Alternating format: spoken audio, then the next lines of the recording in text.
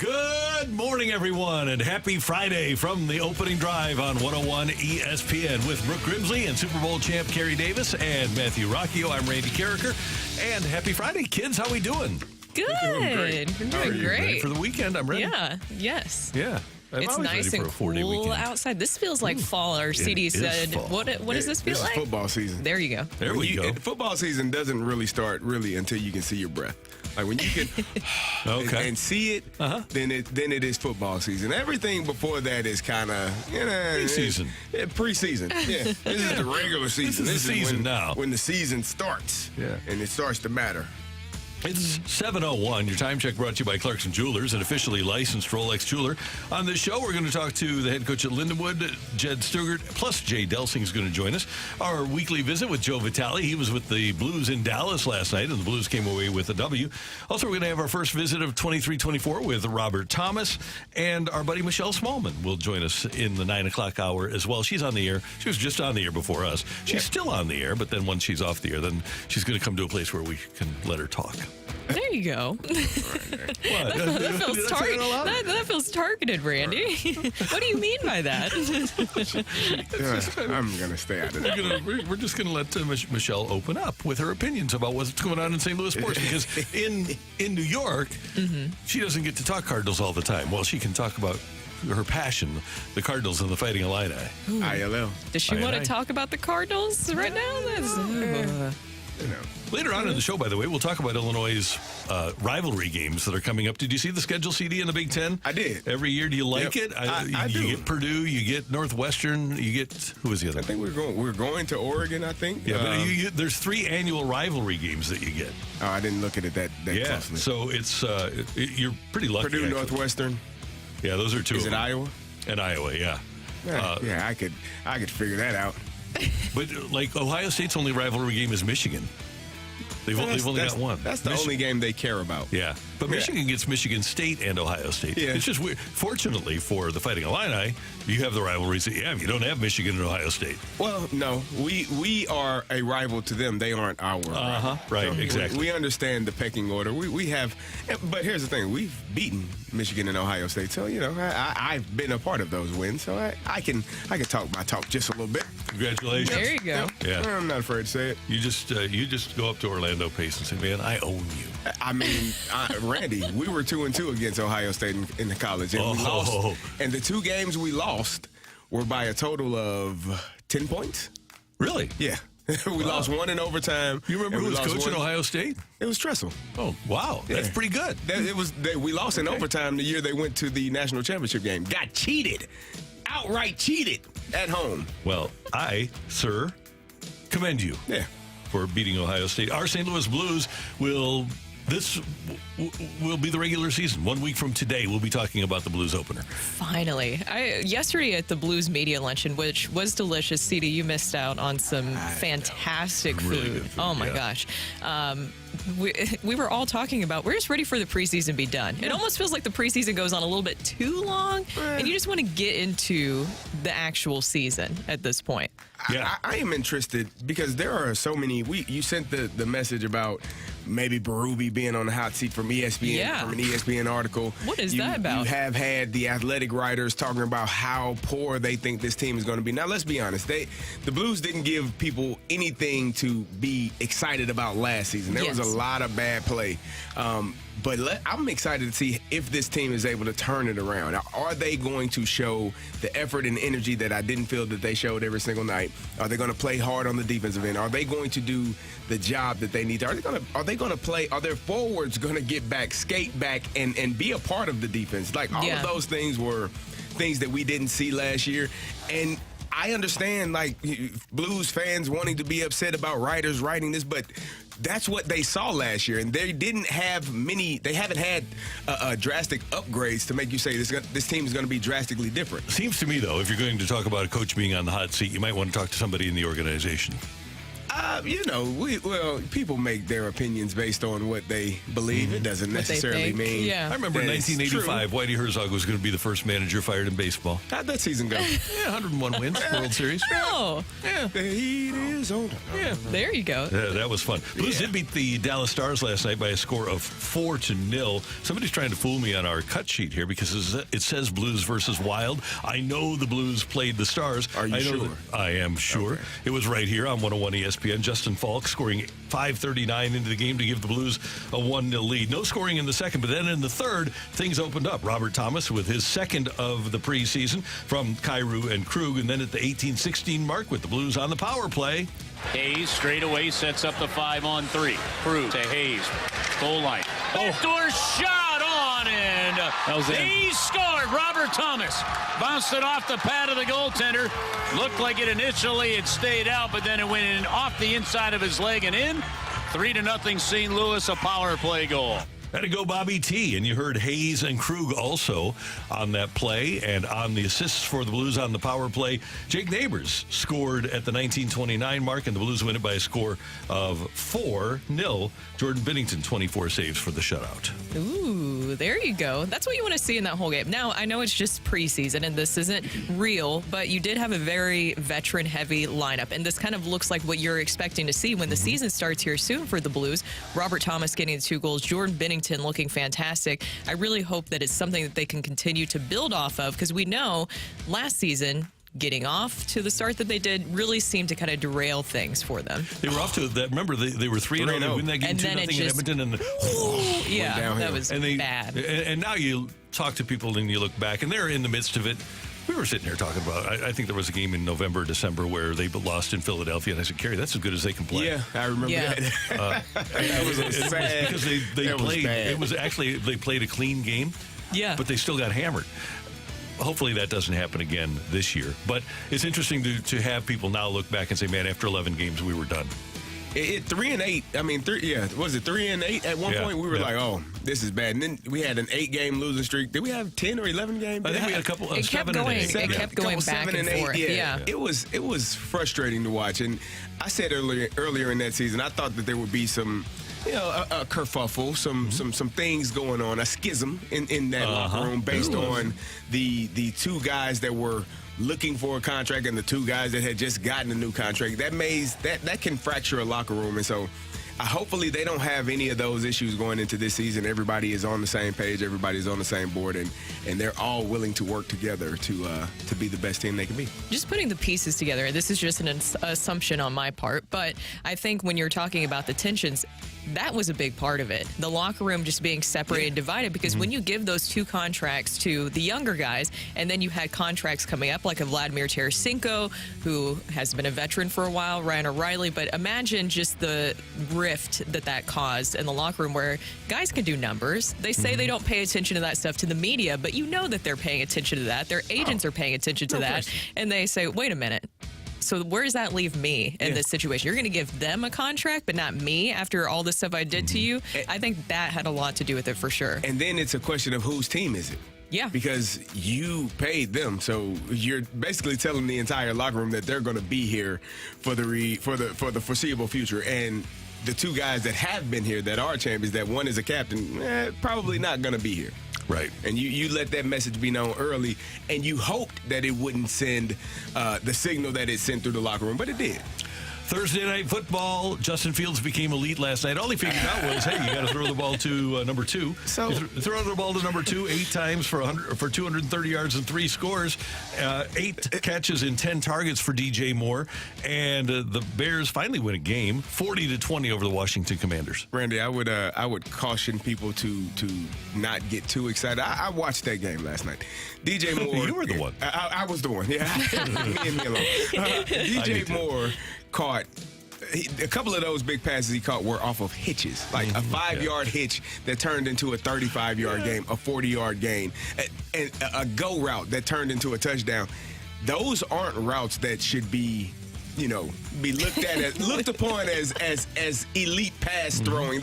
That's catch and throw. That's man-to-man coverage. My receivers beating your DB. I wouldn't be too excited. I wouldn't get too far ahead of myself with with Justin Fields being elite just yet. He's good. Elite. We DJ Moore, though, he did look fantastic, but that was my whole thought process coming out of this is, do you think that it says more about the Bears and what the possibility is for them, or does it say more about the Commanders and their performance defensively? What that said to me was, if I was a coach for the Commanders, get the guy on the ground, man. What are we doing? How many times do you have to go for an interception and not get it, and DJ Moore catches a hitch? A literally 5-yard hitch and turns it into 40 yards, turns it into 30 yards, turns it into a 50-yard. How many times do we have to see that? Randy, I would have lost it over there. Oh, I bet. Come talk to me for a second. What the hell are you doing? Don't do that no more. And one other note from yesterday. When I was a kid, the very first game I ever went to was a preseason game. The football Cardinals used to play the Bears every year in the preseason. And in 1971, the Bears were here. And out on the field is number 51. And my dad says, hey, just watch number 51 there for the Bears. And that was Dick Butkus. And Dick Butkus passed away at the age of 80 yesterday. And you can make a direct correlation between the popularity now of the National Football League and the violence that Dick Butkus brought to the National Football League. The lust for blood in America was filled by people like Dick Butkus and Ray Nitschke and Tommy Nobis, and led by Dick Butkus, who, by the way, never went for the head, but man, could he hit. And one of the 2 or 3 best middle linebackers in the history of the game. All due respect to one of his successors, Brian Urlacher. 2 of his successors, Mike Singletary, Ray Lewis, all those guys. But still, Butkus, one of the 2 or 3 best. And it was interesting, even as a kid, a 9-year-old, to just sit there and have your dad say, focus on number 51 and watch the way he played. He was unbelievable. For me, it was a privilege. Obviously, he's a former Illini. Dick Butkus Award is named after him. We appreciate him. And I got the fortune to play with his nephew. And so I got to meet Dick Butkus a few times. And just him being there in the stadium, knowing that he was there, we understood that it was I remember watching NFL films as a kid and watching him knock people out. And that's what led me, like, I love this guy. Yeah. Like, you get to hit people this hard and they pay you and they praise you for it. Sign me up, please. Right. So, just understanding that Dick Butkus was a legend, relentless, fearless, violent football player, but one of the nicest men you could ever meet. I want to send my condolences to my friends Luke, Zach, and Josh, who are his nephews. Luke, who's my teammate, Josh, and Zach, his brother. So, that's an Illini for me. I know he's a Chicago Bear, but he was an Illini first. We take pride in it. Him and Ray Nitschke, we give a lot of credit to those guys and how they played the game and really, as you said, changed the game. Illinois through and through. I mean, just talk about, you said meeting him. What was he like? I'm just always curious about what it's like. He was always complimentary of our team. Like, it was a brief meeting, after the game. Hey, how you doing? And just, man, you guys keep working hard, keep playing hard, keep doing what you're doing. Just respectful, but you could feel the aura of his greatness when you were around him. It just, and like I said, we knew when Luke, I don't know how we ended up knowing, but we would know when he was at a game. And it just kind of felt like, hey. You knew he was in the building? Yeah. We gotta go. And so it was, just knowing that the history of what he is, seeing his pictures throughout the facility, seeing the statues when you go into the stadium, that is for me, I always look at him as an Illini first, and the amount of pride that I have for him playing in that orange and blue, and then going to the Bears. And as you said, Hall of Fame career, Hall of Fame throughout. Yep. Just a great football player that will go down in history as, I think, the standard for middle linebacker in professional sports. Think about this from the perspective of today, okay, where we are with MVP votes. 1967, Dick Butkus was 5th in the MVP voting. 1968, he was 4th. 1969, he was 6th. 1970, he was 5th. He was, for 4 consecutive years, a defensive player was top 6 in the MVP voting. And if I'm not mistaken, I thought I heard that he won the Defensive Player of the Year in '69, and they won 1 game. Is that correct? Let me double check that for you. Let's see. He was Yeah, he was Pro Bowler, AP First Team All-Pro, and the team went 1-13. Yeah. Like, what do we? Wow. I mean, you win one game and you're the defensive player of the year. Yeah. Come on, That's man. Like that, crazy. you would never. That means you got to be playing out of your mind, and everybody else knows it's not you that is the problem. Right. It's everybody around you. So, I just like I said, it's Dick Butkus was a legend, a hero, an icon, and, condolences to his family because he was a great man. That's Kerry. That's Brooke. I'm Randy. Coming up, the Lindenwood Lions back in action tomorrow. They take on Tennessee Tech. Got to get back on the winning track. Their coach, Jed Stugart, is next on 101 ESPN.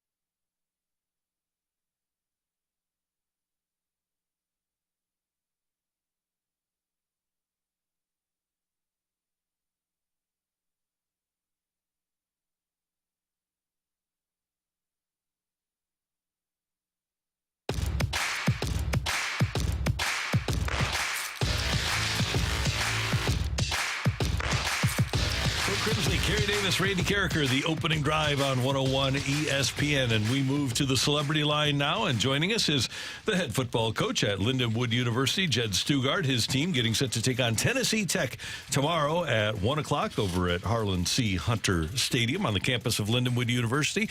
Coach, good to have you with us. Good morning. How you doing?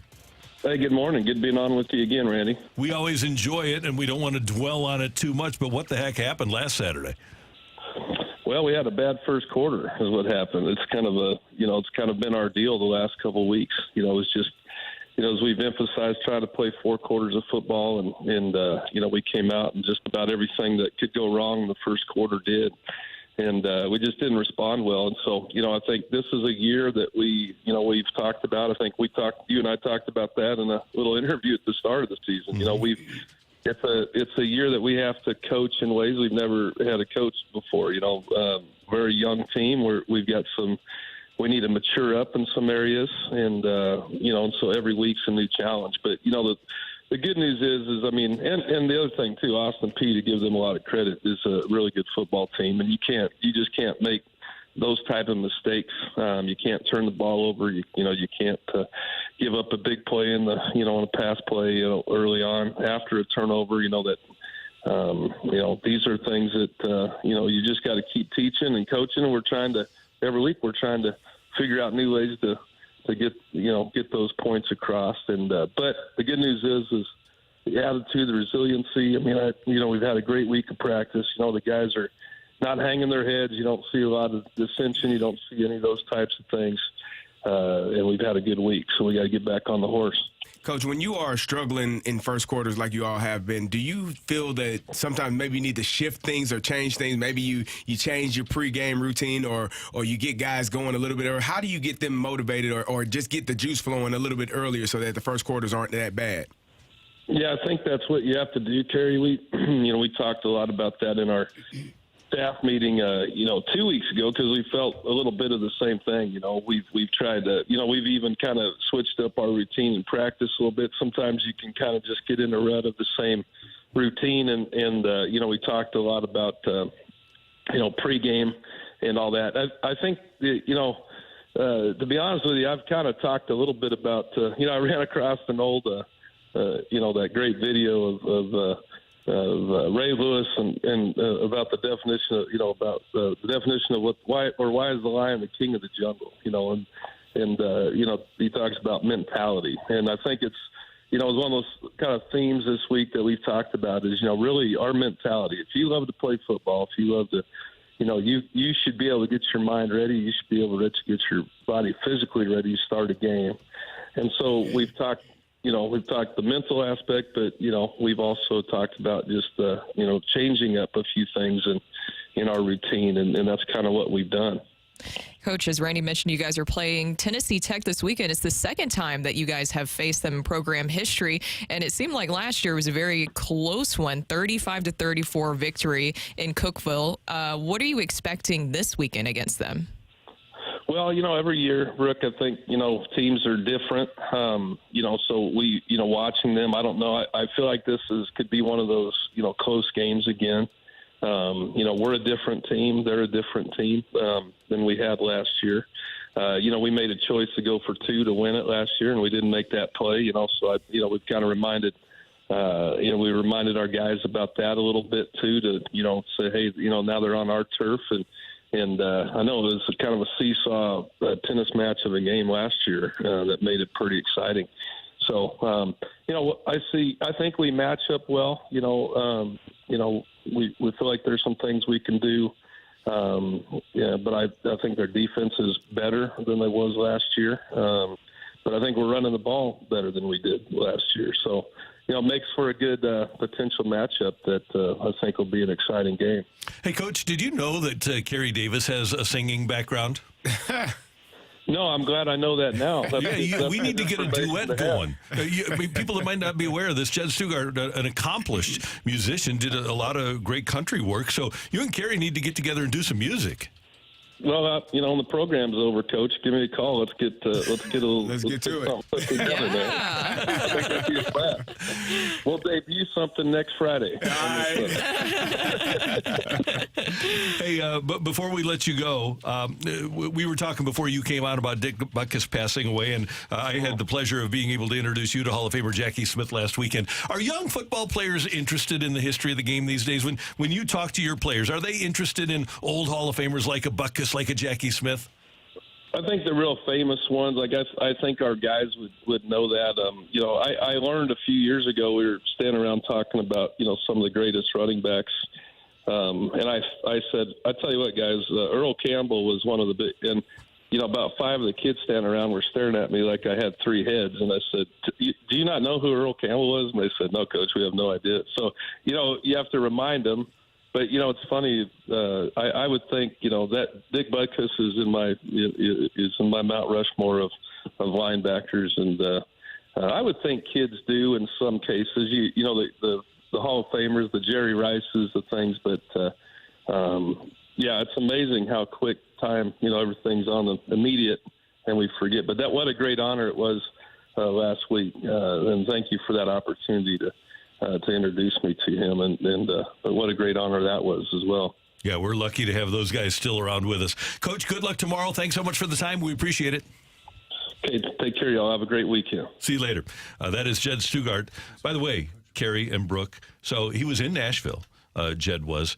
He performed. His name was Jed Lance. He opened for Lone Star. He opened for the Nitty Gritty Dirt Band. He opened for Tim McGraw. Excuse me? Yeah. Wow, Tim McGraw is a big one. Yeah. Okay, now I have to go and look this up. I was already on the Google machine over here when he was talking about it, looking it up, so I'll have to listen. Jed Lance. Why Lance? I don't know. I guess, people ask you to change your name. People ask me to change my name. Oh, yeah. Yeah, in college, they did bring that up, possibly changing my last name. Yeah. And I know some people do for private. Yeah, because, I don't know. I guess, like, an easier for TV. You notice on TV, a lot of people have, like, very straightforward last names that are short. I guess that's what they were wanting. So You do? They asked me to change my name. They thought Carricker would be too unwieldy for radio. What did they ask you to change it to? Whatever. Randy Blake. Randy Blake. Balake. You done messed up, Balake. Randy Blake. There you go. That's your new radio name. There we go. That's my new pitching coach name. Oh. Coming up, we're going to talk a little golf with Jay Delsing here on 101 ESPN.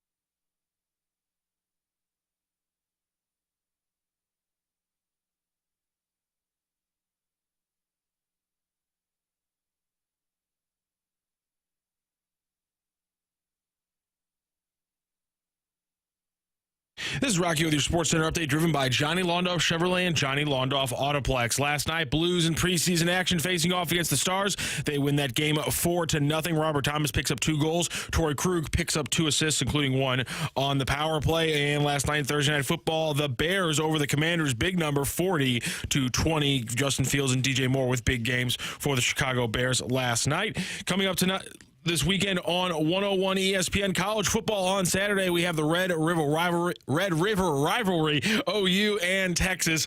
Starts with an 11 a.m. pregame. That is your Sports Center update, driven by Johnny Londoff. Find your roads and shop 24/7 at londoff.com and londoffautoplex.com.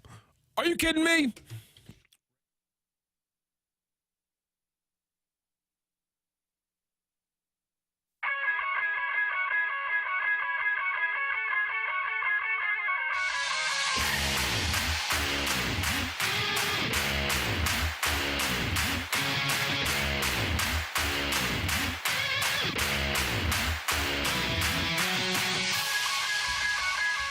ESPN has announced that they are going to televise the new Tiger Woods Rory McIlroy Golf League presented by SoFi starting next year. That'll be interesting to watch. It's going to be a virtual golf season, and it's going to be on ESPN. Joining us now to talk about that and more in golf is our friend Jay Delsing. Good morning, sir. How you doing?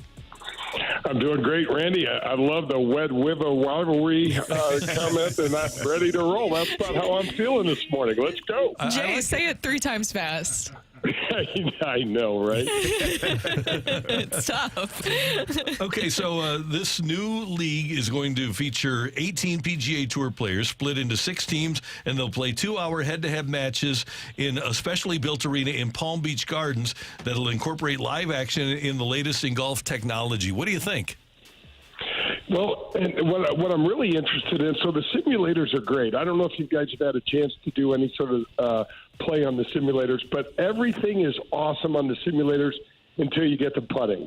And then putting just it leaves the room. I don't know the tech. I don't know if it's the tech or what, but I mean, you could have a 30-foot putt and you hit it 1 inch, and the ball seems to get there. So I don't know what they're going to do for the putting, but I'm a golf nerd and a geek, and I think more golf is great. And having Tiger involved in anything, I'm still wondering why and where the hell he was for the Ryder Cup, but that's a whole nother story. And I think it's great. I'm looking forward to seeing how they do it and get more people involved. Jay, what do you think about this? Lexi Thompson, an 11-time winner on the LPGA Tour, will compete in the Shriners Children's Open next week in Las Vegas, and she'll be the 7th woman to play in a PGA Tour event. What do you think about that happening? I'm a girl dad, and I'm all for the girls doing anything and everything. I'm not exactly sure what we're hoping to accomplish. I was playing at Colonial when the great Annika Sormstrom played and nearly made the cut. She was just a couple off. I'm not really sure what the goal is here. I love Lexi Thompson. I'm a huge fan. I just don't know, Brooke. It's the physiological difference between men and women playing golf is off the charts because of the speed and the power, and the way that the normal course that a male PGA Tour guy plays compared to a female it's crazy different, and so it's just going to be really hard for her, and if she plays really well, she might make the cut, and I don't know what we're trying to accomplish. I mean, I'll watch and I'll root for her, and I hope she does make the cut, but I'm not sure what the end game is here. Jay, I'm reading a story about Alan Shipnick. Wrote a book called "Live and Let Die," and it has ruffled some players' feathers. What do you think about that? I'm on it right now, man. It is. There's some bad words in that book, and I can't talk too much about them on the radio, but there's some things I'd love to. There's some components on the back cover of that book that are amazing. And I mean, what he's trying to do is obviously stir the pot, which he does extremely well. Alan has been on my show several times, and he's always dropping some sort of bombs. But if you look on the back cover of this book, there's just explosive comments from Brandel Chambly, Pat Perez, who's, real easy when it comes to quote machines, but guys like Paul Casey, where, basically if you have the button on, radio, every other word has got the button on. And Alan has put this on the back cover, and I'm only through about a third of the book. I just got it yesterday. I'm only through about a third. I'm not an Evelyn Wood guy. I have to read these things so slow, man. But it's really interesting. Basically, what he's doing is chronicling how Liv and this entire Greg Norman vengeance tour, for lack of a better word, has come about. And I was actually playing for some of that stuff when Greg wanted to do the world tour back in '93 and '94. And I'd also heard, guys, about this Premier Golf League, which a couple of European businessmen tried to start and tried to get underway, and I just finished the chapter on that. But those were all the precursors to Liv, and they basically what Liv has done and Greg Norman has done was what Norman did was obviously found the unlimited resources that he needs, because there's really no business plan set up for Liv, right? They're just kind of throwing money at stuff and seeing what happens, and they don't have to make money because the money keeps coming out of the ground, and this public fund has just got unlimited resources. So the book is going to tick off and has already ticked off a lot of players. I saw Justin Thomas's quote, and he did not like some of the things that have already said about him in the book, and so I'm not finished with it all, but it's a good one. It is. I'm reading the back of the book now, and it just reading the back of it is good enough for me. I may have to go purchase this and read the entire thing, because there are some interesting quotes on the back of this book that you cannot say on radio. How about what he says? Paul Casey balking at an interview with Sky's Jamie Weir. Now, guys, Jamie Weir is the guy that released the false Patrick Cantlay Hatgate story over here. I'm going to replace a word that we may or may not have used with something similar like fire truck. Okay? And it says fire truck off. Go fire truck yourself. What a fire trucking bad question. Go fire truck yourself. That's the first three lines of that quote. Wow. Hey, Jim, before we find out about Sunday's show, there's a company called Lawn Starter that does a lot of lists, and they put together a list of the best cities for golfers in America. And you've been around. St. Louis is listed number 11, which kind of surprised me. Ahead, by the way, of Dallas, Houston, San Diego, behind cities like you'd expect, Scottsdale, Orlando, Vegas, Tucson, L.A. Number one, what do you think of that ranking? And what, in general, as you observe St. Louis against other golfing cities, how do you think we do? Well, Randy, when you and I were kids, we were awful. There were no public golf courses per se for us to play. There was Forest Park, and there were just a smattering of courses up in North County, South City, what have you. But we went through that massive golf course kind of boom, and St. Louis really, really caught up. Guys, if you go try to play any sort of golf in Southern Cal, it's a nightmare. If you're not involved in a high-end private country club, you don't have a place to play. And if you go to the public courses, you're going to have to sit in your car at 4:30 in the morning and get in the lottery, and it's just a nightmare. So I think, justifiably so, we are well ahead of the Southern Cal, even courses, even though they have such perfect weather. So I think we've done pretty well, Randy. When you start thinking of the public courses that we have, obviously Forest Park is awesome right in the middle of the city, but you have the Annbriars, the Aberdeens, the Peevely Farms, all of these and then we've got so many multiple courses on the east side, like Gateway National, and I feel like we've really done well. And I think I did not see that report. I don't know how I missed it, but I would say that's a pretty fair ranking. I mean, we're still the 24th size market. I mean, we're small, compared to some of those others. But I think the golf opportunities are pretty damn good. And a couple of the metrics, public courses per 100,000 residents were 12th. PGA golf coaches per 100,000 residents were 6th. Number of amateur golf competitions and tournaments, 9th. Historical average number, this is not a good one. Historical average number of extremely hot days were 116th. But I'm happy with that. I like being in the top 15 there. All right, what do you got coming up on Sunday morning from 8 to 10 here on 101 ESPN?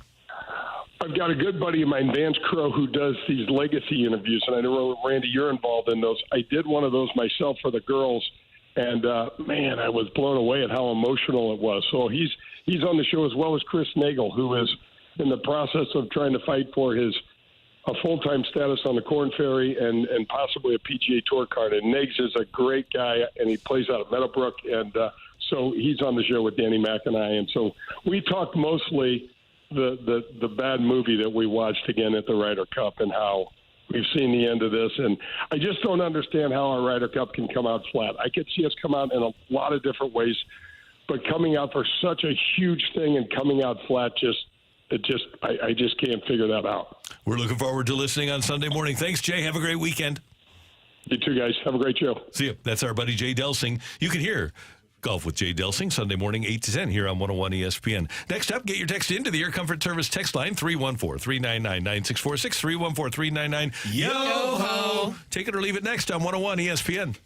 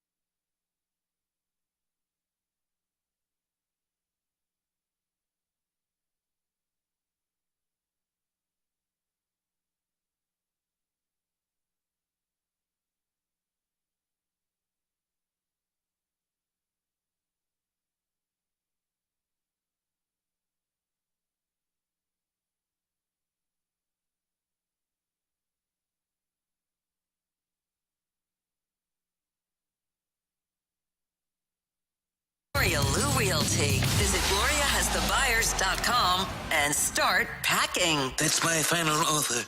Take it or leave it.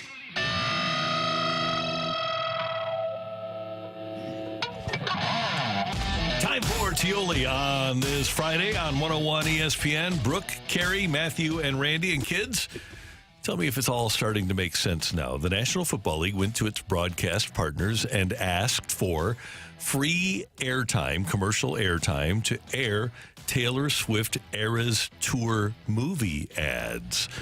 ESPN said yes. NBC said yes. They said NBC gave them $1 million availability for the free ad. Both Fox, by the way, and CBS said, no, we're going to sell our advertising. We aren't going to give it to you.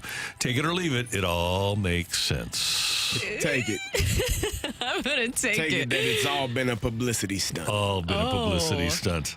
They ain't dating, man. But she's already making a lot of money. I don't see the benefit of this, I guess. But getting her to your games and cultivating a new fan base. Yeah. There's a lot of 12. Last weekend, Sunday Night Football was the most watched game by 12 to 17-year-old females in the history of the National Football League. And now those kids, all it takes is 1% of them to become fans of the game, and the NFL is a winner.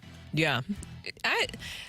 I do buy into some conspiracy theories, and I do see that. And the Kelsey Brothers podcast has apparently just skyrocketed too. Kelsey's jersey sales have gone up. It's interesting because I like the Aaron Andrews and Carissa Thompson podcast that they have together. You Need to Calm Down or something like that. It's Calm Down, I think. Calm Down. And they were talking about how they were actually pushing Kelsey for a while to start dating Taylor Swift. And so that's the part that's kind of weird to me, is it seems like a lot of people have been trying to get this going or something, and maybe they're just really good friends, and that's what's happening here. Or maybe they're business partners, and Business they're partners? in cahoots, and everyone else is foolish. Maybe that's what it is. I don't know. Big conspiracy theory. Those two are, I don't know. I never thought that they were dating. When they walked out of that first game, again, it looked like two people that were just friends. Yeah. Just walking out. BFFs. And then getting in the car, going somewhere. Oh, they're driving together. That's kind of what you got to do. CD, but it was romantic. It was like the ending of Grease, where they fly away in that car. It looked like the exact same car. It was romantic. Yeah, it was. I mean, they didn't fly away, but still, the romance was there. I mean, somebody had to drive and somebody had to sit in the passenger seat. If you call that romantic. Are you saying it was basically like an Uber service at that point? Pretty much. There's no difference. So we talked about Dame Lillard and the huge trade to the Milwaukee Bucks. Take it or leave it. Dame gets his first championship this season. I'm going to leave that. I think there are just too many obstacles in the way, Boston being one of them because of the guy that the Bucks traded. And you put Holiday, they finally get some defense in the backcourt. Defense. They let Marcus Smart go. Yeah. They brought him back. But I think getting rid of Malcolm Brogdon, that's a pretty good move. They got the unicorn as well over there. Yeah. Kristaps Porzingis. Yeah. So there's a lot of things that stand in their way. And then getting to the West, I think that Golden State's going to be really good. It's going to be loaded. I think that Phoenix has a chance. I really like that trade for Phoenix, adding depth and giving up Ayton. I think that the West, and obviously you've got the defending champs as well, the West is going to be really difficult to navigate. Rocc, I was going to say, what do you feel about Denver? Yeah, I mean, I don't know why you would just completely discount the defending champions. The defending champs. I mean, I think they're going to be pretty good. But I think here's the thing. Pride. It's going to be a different game with what the Bucks are going to be able to bring. Well, if there's a healthy Chris Middleton, they're number one in the East, and they're playing in the Eastern Conference Finals at worst. Don't get used to consistent greatness from your squad. That's all I have to say. Damn. I like that. Damn. I'll take that. Damn. So I have an interesting story for you guys. I know how much Mizzou fans, too, like to find a way to dunk on Arkansas fans. And so this is a pretty easy one because we know that eventually... So it's dunking on Arkansas fans? Yes. I see what you did there. So an interesting story has emerged out of Arkansas with their offensive coordinator, Dan Enos. Have you guys heard about what's going on with him?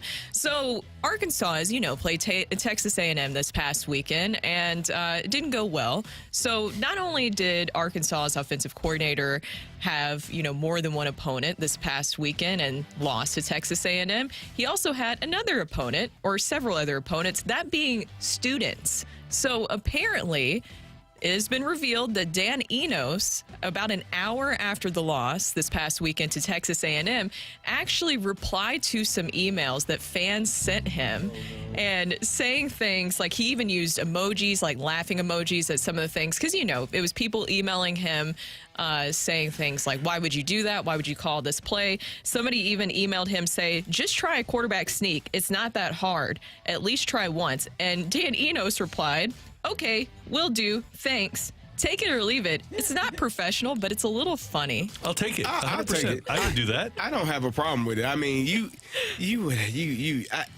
even on that level, I'm sure I know it's way more. But the amount of coaches that are in the stands is amazing. I know when we talked about it during COVID, how would we as coaches be able to, get our job done without all of the people telling us exactly what we needed to do? It was going to be the hardest time of our lives with all those people in the stands telling us how to manage ours. It was one of the toughest times of my life just because I didn't have all that extra noise in the background telling me when to go for it and when to do this and when to run and pass. It was unbearable. So I'm glad we have fans back because they get to tell us exactly when and where we should play, how we should play, what passes, what plays should be called. It's one of the best things about sports. It really is. Fan interaction. And just their knowledge of play calling. They know so much. How did a puck ever get shot during 2020? I don't know, because nobody yelled shoot the puck. There was nobody there to yell shoot the puck. I mean, as players, how they managed to make it through, it's amazing. Maybe we should ask Robert Thomas about that later. Like, does he hear when a fan says, shoot the puck? And what, does he just giggle to himself? I just thought that the Dan Enos story is interesting because I guess the other side of it is people have an issue with that it was just so quick after the game and maybe you cool off a little bit. And then it was his company or work email, essentially. I don't have a problem with it. But then it was funny, too. So I enjoyed that. All right, what do we got on the text line, Matthew? Take it or leave it. Taylor Swift went to the Jets game to bury her private jet stories when you Google Taylor Swift Jets. That's a conspiracy theory. Oh, that's I like that. It's a deep cut. I believe that. You're thinking here, and I like this. There's always a lot to do about celebrities saying that, they're helping the environment, but then they take a lot of private jets and they're always jet setting and stuff like that. So I think that was the issue. Way back in the summer, though. That story was dead. If she was going to go to games, I would think that would resurrect those stories rather than bury them. Yeah, that's true. There's the other side of that. Yeah. Take it or leave it. The Cardinals non-tender or trade bro Neal. The weak back joke should remain. Take it. Totally take it. Yeah. I don't think the back jokes are They're not going away anywhere. because the back issues are going to be there. He'll be in Major League Baseball next year, and Nolan Gorman will be here. Yeah, so Nolan Arenado with his back issues. How long has he had that? About a week back. Yep, those aren't going away. Whether he has the injury or not, we'll talk about it. Take it or leave it. Tomorrow is the most important game of the drink era so far. Take it. I asked. We asked. Who was it? Mike. Mike yesterday, and he kind of said no, but. You're looking at a coach that has been around 500, 6-7. I think it was 5-5. What was his first record? He's basically been 500. Yeah. So this, to me, 5-0, an SEC opponent that is known to be particularly pretty good year after year, coming into your stadium this weekend. I think this is the biggest game of his Mizzou tenure thus far. I would say that it will be tomorrow, but. Is that game anything if they lose to Middle Tennessee State, which they almost did? Wasn't the Middle Tennessee State game bigger? That was I think that you could almost say it was early on, and so that was a little bit concerning, and maybe that they were hiding some things. Here's the thing about tomorrow that I think if they win it, it'll be the biggest game of his era. Yes, I agree. Well, and but also when everybody expects them to. I think either way it is, because Randy, I told you I went to an Illinois game. We were 6-0, and my buddy forced me. He's like, man, you got to go. You got to go. We play in Ohio State at home. You got to go see our Illini. We're 6-0. And we lost every game after that, Randy. It was not great. Yeah. The thing is that I think that it will be more interesting at the end of the season, because if they lose this, then you can look back and say, okay, that's something they probably should have won, and that's when the SEC stuff started to kind of go downhill in the season. But if they win it, this could really kind of catapult them through the rest of the SEC schedule. I'm going to leave that. I'm just getting a vibe from the program that it's not a big game. I don't know if they're really treating it like it's the biggest game of his career. I don't know. I'm getting a vibe from the program. What's the vibe? I don't know. I'm just not feeling. Not enough media attention. Feeling not enough. like this is the biggest game of his career so far in Mizzou. I see what you're picking. I pick up what you're putting down. I'm saying like the it's just not there. It's just not there. The build-up in the city is not as much as it should be. And you know who I blame? Who? LSU for losing last weekend. Okay. Take it or leave it. Jordan Montgomery would be a better free agent signing than Aaron Nola. Oh. Leave that. I'm going to leave that. I'm going to leave that, We got to think about the money difference. No, you don't. How much do you think it'll be? I mean, a year and a year less, and probably $60 million less. About that, like what, 6 for almost 200 for Aaron Nola, 5 for 140, 150. They're both the same age. Yeah, let's see how much magic there is left in that Scott Boras bottle. The genie that just keeps pouring cash out to Scott Boras clients. All right. I just think it's going to be a little bit more economical of a contract than Nola's, don't you think? A little bit, but in terms of basic overall production for the two. Now, the Cardinals are not a team that historically, recently, has allowed their pitchers to go 7 innings. But we know what they do with Jordan Montgomery. Hopefully they would, if they would get a guy like Aaron Nola, they'd actually want to utilize him the way he wants to be utilized. And that is by being a horse. They do. Sounds like Blake Snell's perfect. Yeah, Blake Snell kind of fits their mold. And here's the thing. Don't blame them either, because historically they've been able to put together bullpens that can get you 12 outs, 13, 14 outs. Nobody is better at putting together a good, solid, deep bullpen where if you have a lead after 5, you're going to win the game than the Cardinals, right? No. Not this season, Randy. Different year. Okay, never mind. Take it or leave it. The one guy the Cardinals need to make part of the organization is Lance Berkman. That dude just knows hitting. I don't know if that's the one guy that they absolutely need. Who's the one guy they need? If you could pick one player or one person, I already know your answer. I know the answer is. I know the answer is. Yes. I know the answer is. You know. I know the answer is. I do. I know you know. Yeah, I know. Yeah. Yeah, you know, right? Yeah. One player, one person. Yes. Somebody go grab a Hawaiian shirt. Yeah, there you go. Let's have some. Let's have some circus acts out in the outfield. Let's have a petting zoo. Have we had any of that? Like, have we had circus acts? Let's have fun in the outfield. Have we had a little bit? No, we're clowning around. Well, yeah, but during games. I'm talking about pregame. Okay. Yeah. Thank you, Matthew. Thank you. And thank you very much for your texts. We do appreciate them. Coming up here on 101 ESPN. Oh, man. Yeah. Are the way the Phillies and Braves manage the way postseason teams should be managed? That's next on 101 ESPN.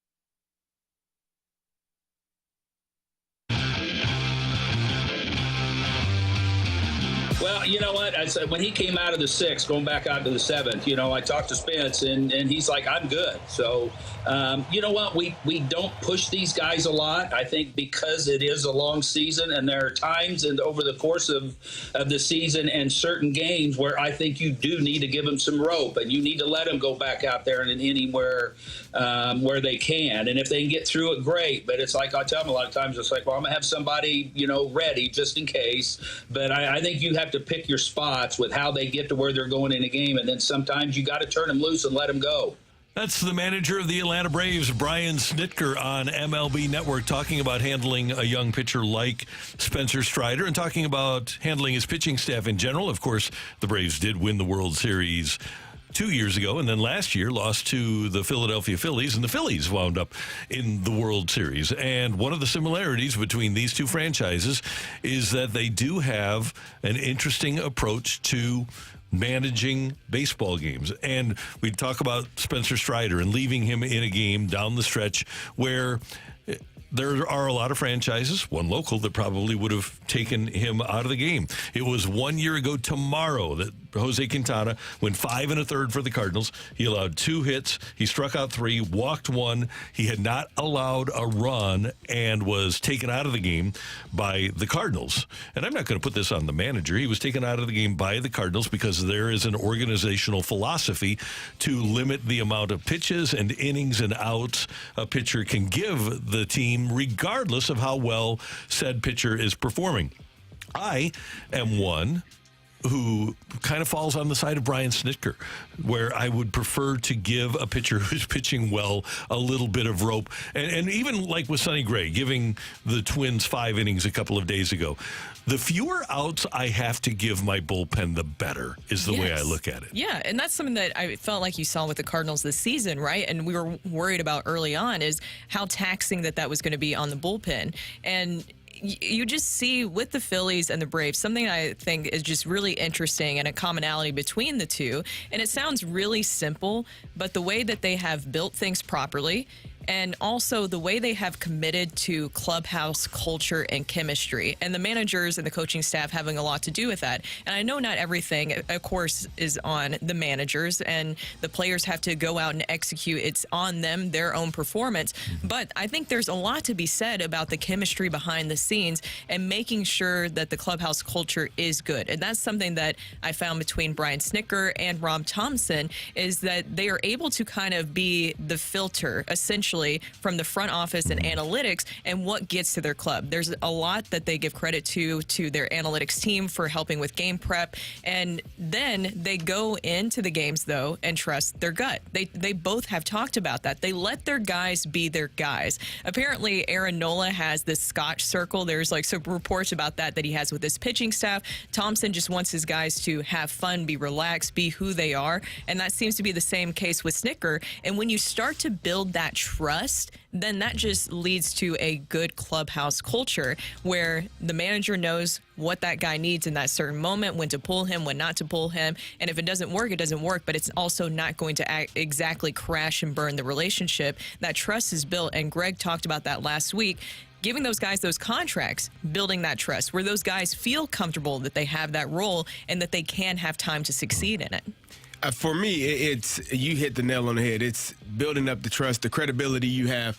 All of that is earned throughout the entire season. You put your players in positions to show you that they earn the right to stay in the game, that they can, come through in those situations. And you learn about each other. You learn about your coaches. You learn about your managers. You learn about your players when you're going through it throughout the entire season. I talked about it a couple of days ago when Bryce Harper runs through the stop sign and goes and scores. Maybe not what we want him to do, right? But I trust that young man. I trust that man to make that decision and score and not get thrown out. Craig Kimbrell on the mound in the ninth inning balks intentionally. I've never seen it. I don't like the guy on second base looking in, peering in, possibly giving the hitter the location or maybe the pitch that's coming to him. So let's put him on third so he's not behind me and I can just get this batter out. you don't do that as a pitcher if your manager doesn't trust you.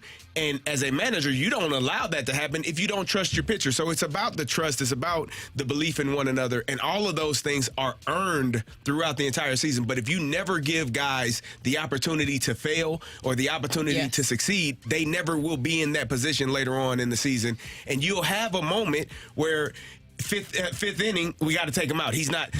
You had plenty of opportunities. Yeah, he got traded here late, but you had opportunities throughout that season to say, Jose Quintana, finish this. Let's see how you perform in this moment. No, it's not the playoffs. No, it's not October. It's August. But let me see how you perform now to see how you potentially will perform in October. And those moments weren't allowed or aren't allowed in this team, the Cardinals, had issues because of it. Here's another thing about managing, whether it's 1960 or 70 or 80 or 90 or 2000 or 2010 or 2020 or 2023. In 1975, you could have asked me as a kid, who are the best baseball players of all time? And I could have said Babe Ruth and Willie Mays and Ty Cobb and Henry Aaron, and I would have been right on. And who historically are the top guys in war? Babe Ruth and Willie Mays and Ty Cobb and Henry. You didn't need a statistic to get me to know that certain players were the best ever. And the Braves right now, they've signed Ronald Acuna to a long-term contract, Austin Riley to a long-term contract, Ozzie Albies to a long-term contract, Michael Harris II to a long-term. They signed all these guys to long-term contracts. Well, how did they decide? Like when Brian Snitker is managing a game, how does he use these statistics? Like ex-WOBA. How much do you or your people look at that, or any hard hit stat? I didn't even know what the hell it was till you just pulled it up there. Honestly, first time I think I've ever seen it. What is that? Ex-WOBA. You know what? If you watch games, you don't need math. If you watch games, you can know who hits the ball hard. It's not that difficult. It's called the eye test. It's called, like you said, and you can hear it. When it's hit hard, it sounds different than when it's guarantee you that you don't even have to look at the game. Oh, he hit that one hard. Where'd it go? You can hear it. Yeah. If you listened to Mark McGwire hit the ball, you know his ex-WOBA was good. If you heard Jack Clark hit the ball, you knew his ex-WOBA was good. You don't need a number for that. And I'm glad that Brian Snitker says, he not only does he not use it, he's never even heard of it. Yeah. And that's what I'm saying is that something that stood out to me in that interview that he did with MLB Network is that he acts as kind of the filtration system of what gets to his players. He acknowledges that analytics do have a role, and math will always have a role, essentially, in baseball, right? The numbers will always have a role in baseball, but there is times it gets a little bit too in the weeds. And then when you start overthinking things, you start overanalyzing things, you might do something like, I don't know, pulling a guy who's dealing after 47 pitches that you saw the other night. I mean, you might make a mistake like that, a pretty big one. And having the feel for the game, and it also goes to the organization having trust in the manager, in the coaching staff, and allowing them to have that gut instinct, have that feel in the moment instead of, hey, wait. You got to follow these numbers. I know that you might want to do this, but hey, you got to do this. You got to follow this stat right here. I just thought it was interesting too. Just another piece from the Snitker interview. He talked about that balancing the analytics and feel and how he applies it. You're right. Our guys do a really good job. Our game planning and all that is really, really good. Our pitch identification, the pitch mix, I think a lot of guys, when we get them, our analytics department is really good about doing their work.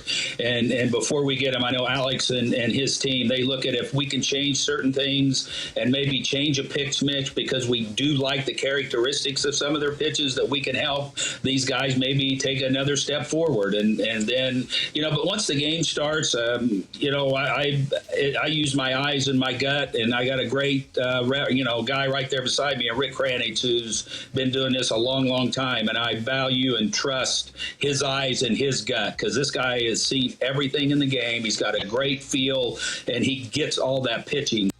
It must be cool to be a Braves fan. I hope, I'm sure.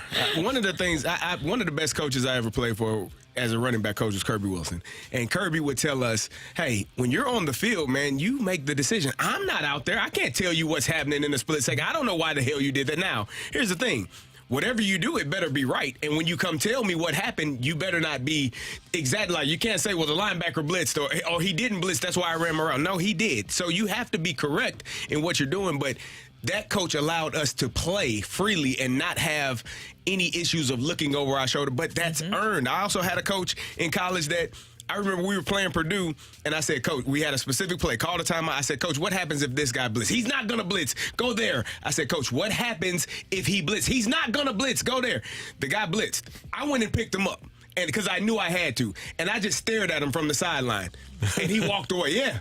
But that trust now is built up. I understand what I'm doing as well. So you have to be able to make the right decisions as a player. You have to be correct. And when you are correct, your coaches generally allow you to have more freedom and do what you need to do to be successful. Yeah, I agree. And that also goes to the clubhouse culture. When you allow those players to play freely, be confident in themselves, build that confidence, then that also carries in the clubhouse where the guys are feeding off each other.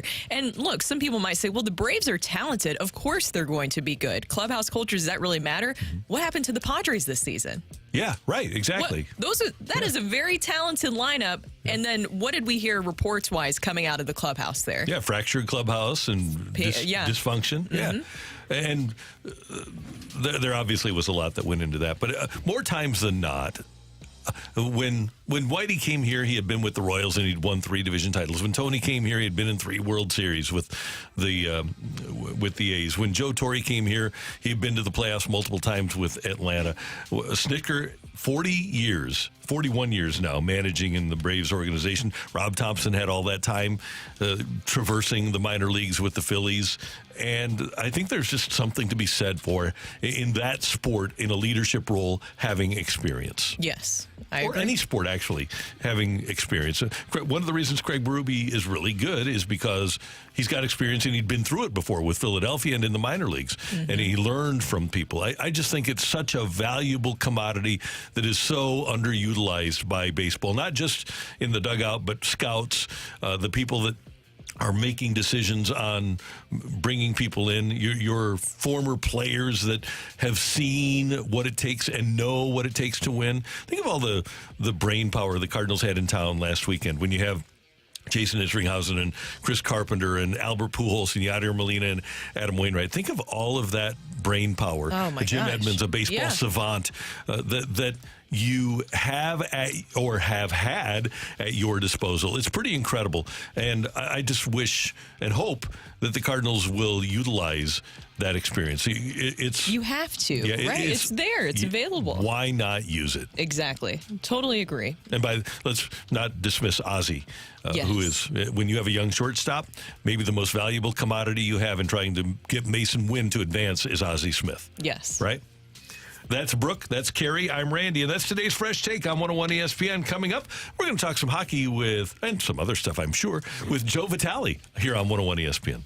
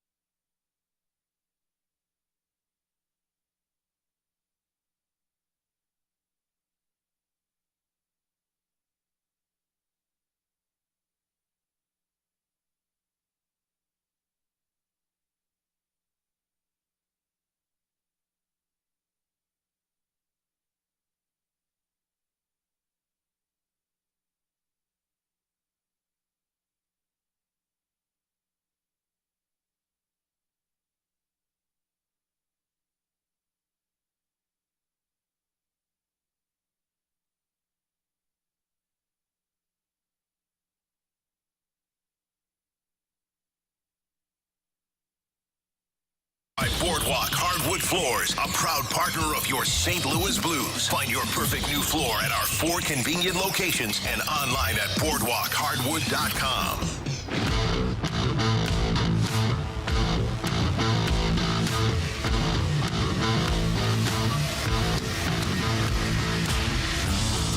All right, we're going to talk to you, CBC Hall of Famer Joe Vitale. Brooke is here, Carrie is here, I'm Randy, and it's great to have you with us. And I had a chance to sit at a table with Joe Vitale during lunch yesterday. And I don't know if Joe got a chance to see the Ice's fancy nitro ice cream, but it was delicious, and the way it was made was incredible. They make it at 321 degrees below zero. That's how they churn it, and it was phenomenal. Joey, good morning. How you doing? Hey, fellas, how we doing? Randy, I spent some time talking. Whenever I see a girl making ice cream, I can't help myself. That's one of my weaknesses is a girl behind the counter making ice cream. So, I started talking to her, and so we learned a lot about it. And apparently, I would have thought that is it nitrogen? Is it nitrogen? Yes. I think? Yes. So the nitrogen, I would have thought it'd give it like a weird flavor, but she said it's actually the opposite. It's actually the purest form of ice cream because there's no freezer burn and there's no like delayed burning when it comes to the freezing process. It's just immediate. So the ingredients you have, they're obviously liquid or solid with like the cookies and cream crumbs. And then when the nitrogen hits it, it goes immediately into ice cream formation. So it's like the purest form of ice cream, which I had a scoop, Randy. I don't know if you did, Brooke, Randy, but that was maybe the best ice cream I've ever had. It was awesome. That's what we were talking about. It was so good. But I just want to circle back to something you said. You said your weakness is a girl behind the counter making ice cream. Is that what you said? That's your biggest weakness? Out of all your weaknesses. The curiosity. The curiosity. Yeah. It's my second biggest weakness. The first is an old lady in Italy making pasta in the alley. Listen, a lot of women worry about their man going to Vegas or Nashville on a bachelor trip. Like, my wife knows to worry if I ever decide to take a 1-week trip by myself to like Sardinia, Italy, and I'm just walking the streets around the grandmas, making the orecchiette pasta. Orecchiette is the number one. It's what they make. It's that you break off a little pasta dough, and they use like a kitchen like butter knife, and they kind of roll this up on YouTube. It's fascinating. It's actually became one of the staples there in that area. It's grown, and it's been passed on to now the next generation, and it's just these old women in these gowns and the slide slippers, and they're like 100 pounds overweight, but you know what? They're out there living their best life and making the best pasta in the world, and again, that's my weak spot. So I know not to even put myself in that bad situation. I love the fact, by the way, that the Blues have empowered and have imported so many local restaurants, and I know CDSC has done the same thing, but so many restaurants are represented at Enterprise Center for Blues games, and it's just awesome to see our friends from Chicken Out and our friends from Sugar Fire and all of the people, Steve's Hot Dogs yesterday. It was great to have those.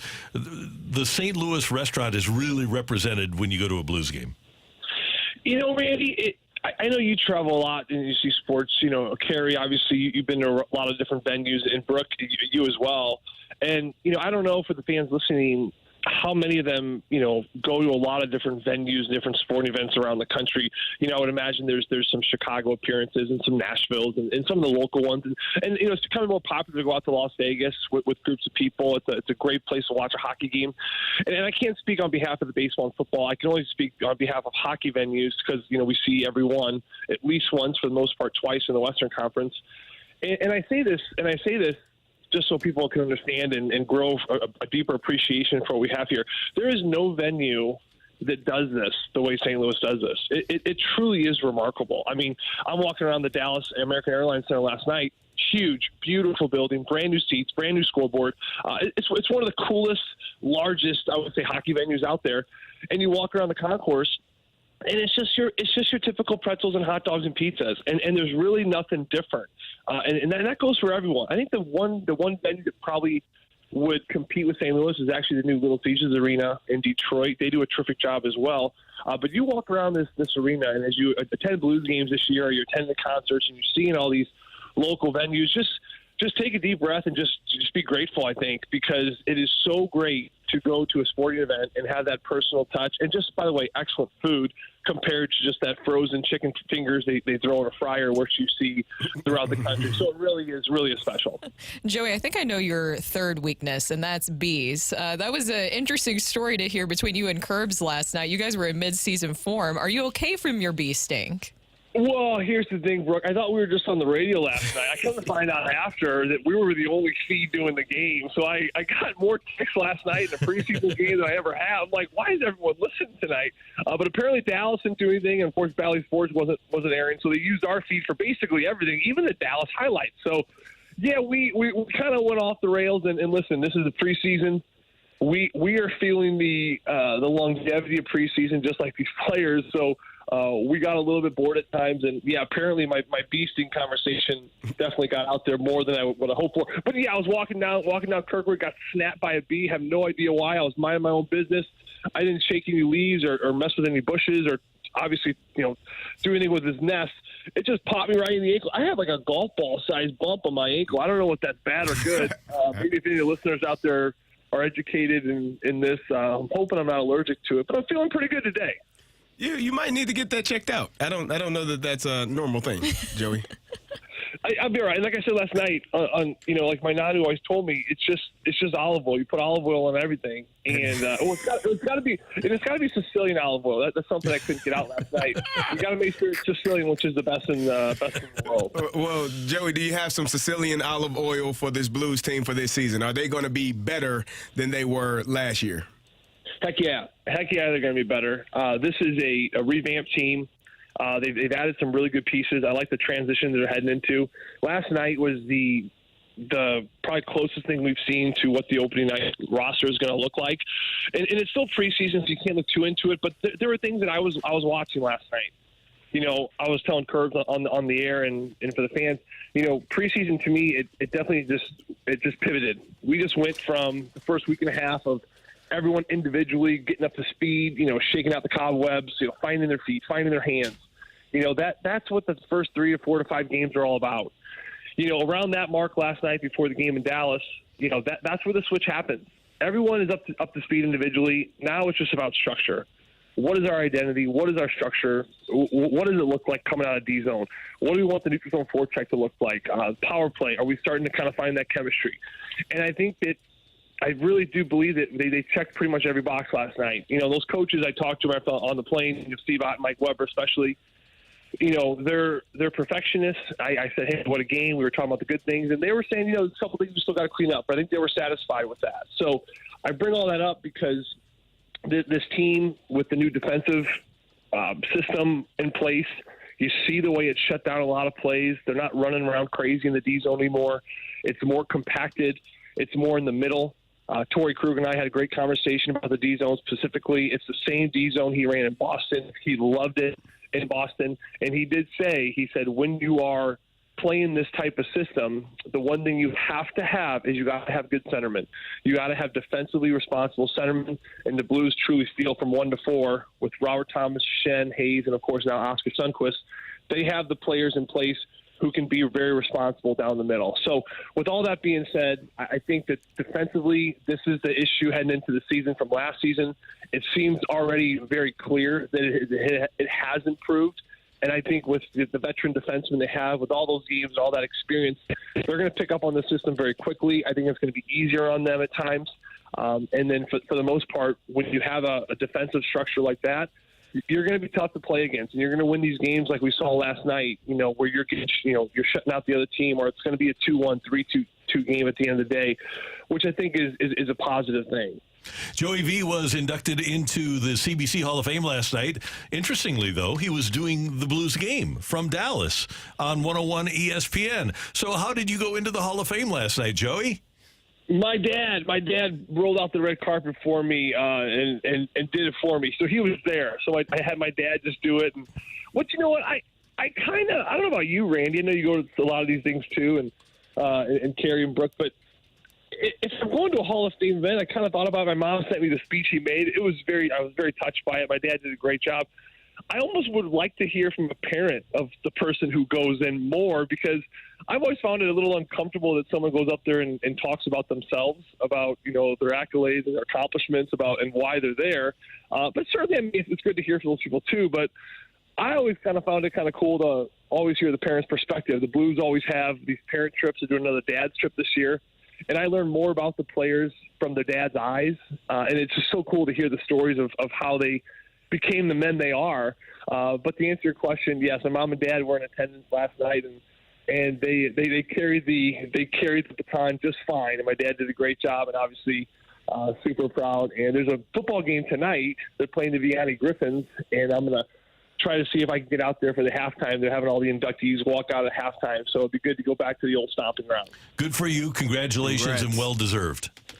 Thank you, guys. Hey, I really appreciate that much. Yeah. Joey V, one more thing. I mentioned to you yesterday that we had a mini discussion here about St. Louis Mafia here on the show a couple days ago. And as you pointed out to me several times, what you've learned about the Mafia came on Christmas as you watched The Godfather. That's right. Every Christmas, you got a good memory, Randy. Every Christmas since I was a kid, we'd huddle up around the TV, and we'd hear stories of the Mafia in the eyes of my nanu, who was from Sicily. And keep in mind, in the 1920s and 30s, the Mafia ran that country. I mean, it was run by the Mafia. So he'd have these most amazing stories. And we watched The Godfather.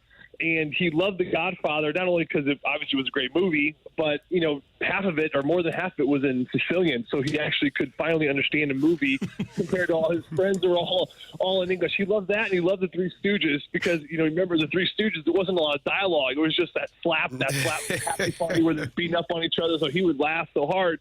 But he had so many stories about the St. Louis Mafia and the Hill, because obviously he was married down there at the church in St. Ambrose.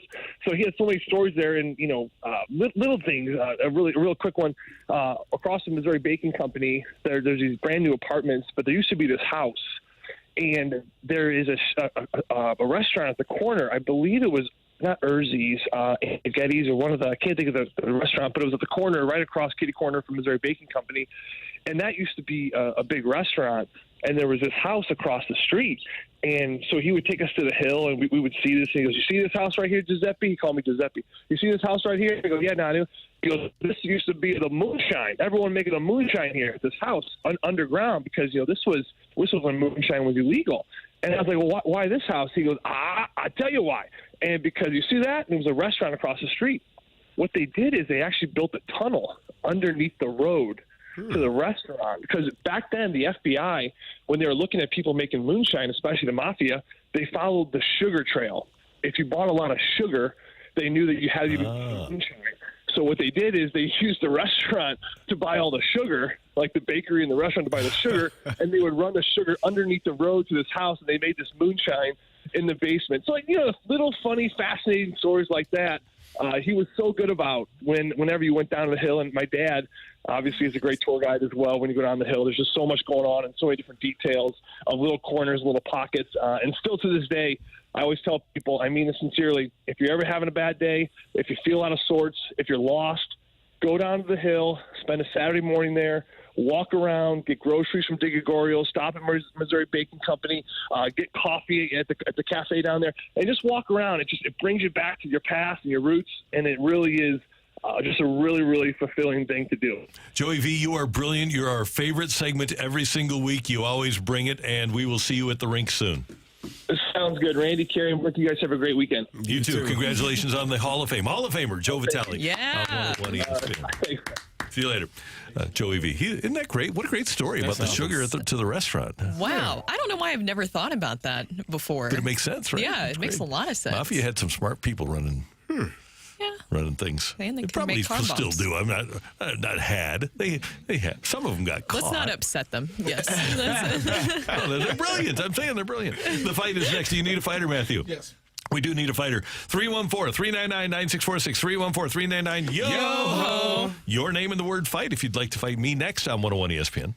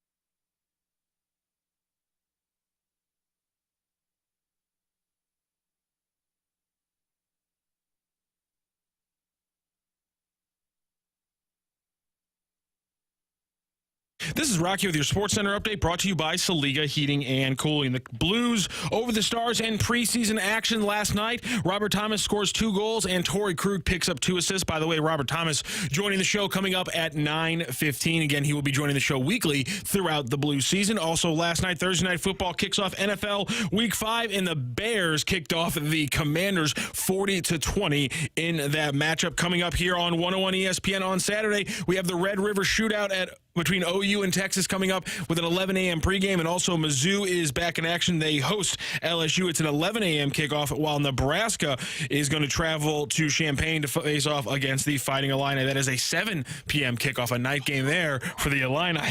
That is your Sports Center update brought to you by Saliga Heating and Cooling, an independent American Standard heating and air conditioning dealer.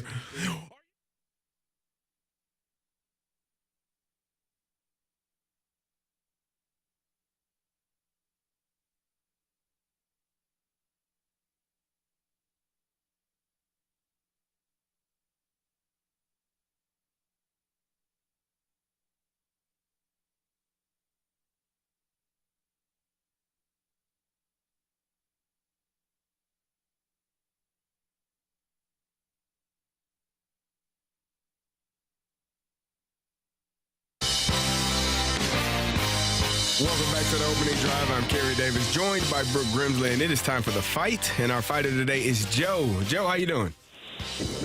Good, Kerry. How you doing? Doing well. You ready to take on Randy Carricker? I sure am. All right, here we go.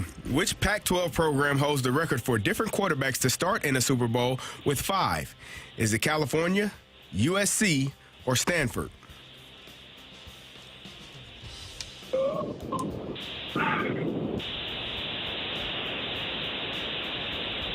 I'll go with Cal. All right. In total money, which Cardinals pitcher signed the largest single deal, that's free agency, or extension in club history for the position? Is it Adam Wainwright, Mike Leake, or Chris Carpenter? Ooh. I'll go with Wayno. In their entire postseason history, the Cardinals have lost 21 total playoff series. They've only lost 3 series to one team in baseball. Which NL squad is it? The Dodgers, the Giants, or the Cubs? 3 times? Yep. Giants. Final question. Which outfielder was known as the Secretary of Defense? Is it Dwight Evans, Steve Finley, or Gary Maddox? I have no idea. What was the second one? Steve Finley. I'll go with Steve Finley. All right, we'll double check our score and we will bring in Randy Carricker. Joe, how you feel? Just other than that last not question. Great. Okay. Well, you know, it's a Friday, so hopefully it'll be better than what you think. Yeah, right. As Randy returns. Worst case, it's Friday, you know? Yeah, well, gotta take care of business. Randy, say hello to Joe. Joe, good morning. How are you? Randy, I'm doing fantastic. How are you? Doing well. Thanks for listening. Thanks for playing. We do appreciate it. Awesome. Yeah. All right, Randy, you ready? I'm ready, sir. Which Pac-12 program holds the record for different quarterbacks to start in the Super Bowl with 5? 5 different quarterbacks to start. It's one Pac-12 program with 5 different quarterbacks. Well, let's see. I'm thinking it's probably not Arizona State. No? Yeah, or Arizona. Kevin Cobb was a great quarterback. So Cal has had Aaron Rodgers, obviously. It seems like Cal has had another one. So USC, I don't think Carson Palmer ever started in a Super Bowl. Matt Leinart never started in a Super Bowl. Pat Hayden never started in a Super Bowl. UCLA has had Aikman, obviously. Seems like UCLA might have had another. Oregon State, no. This is, okay, let me start going Super Bowls here. This might be a better way to do it. Or just Super Bowl teams like Roethlisberger, no. Brady, no. Super Bowl teams.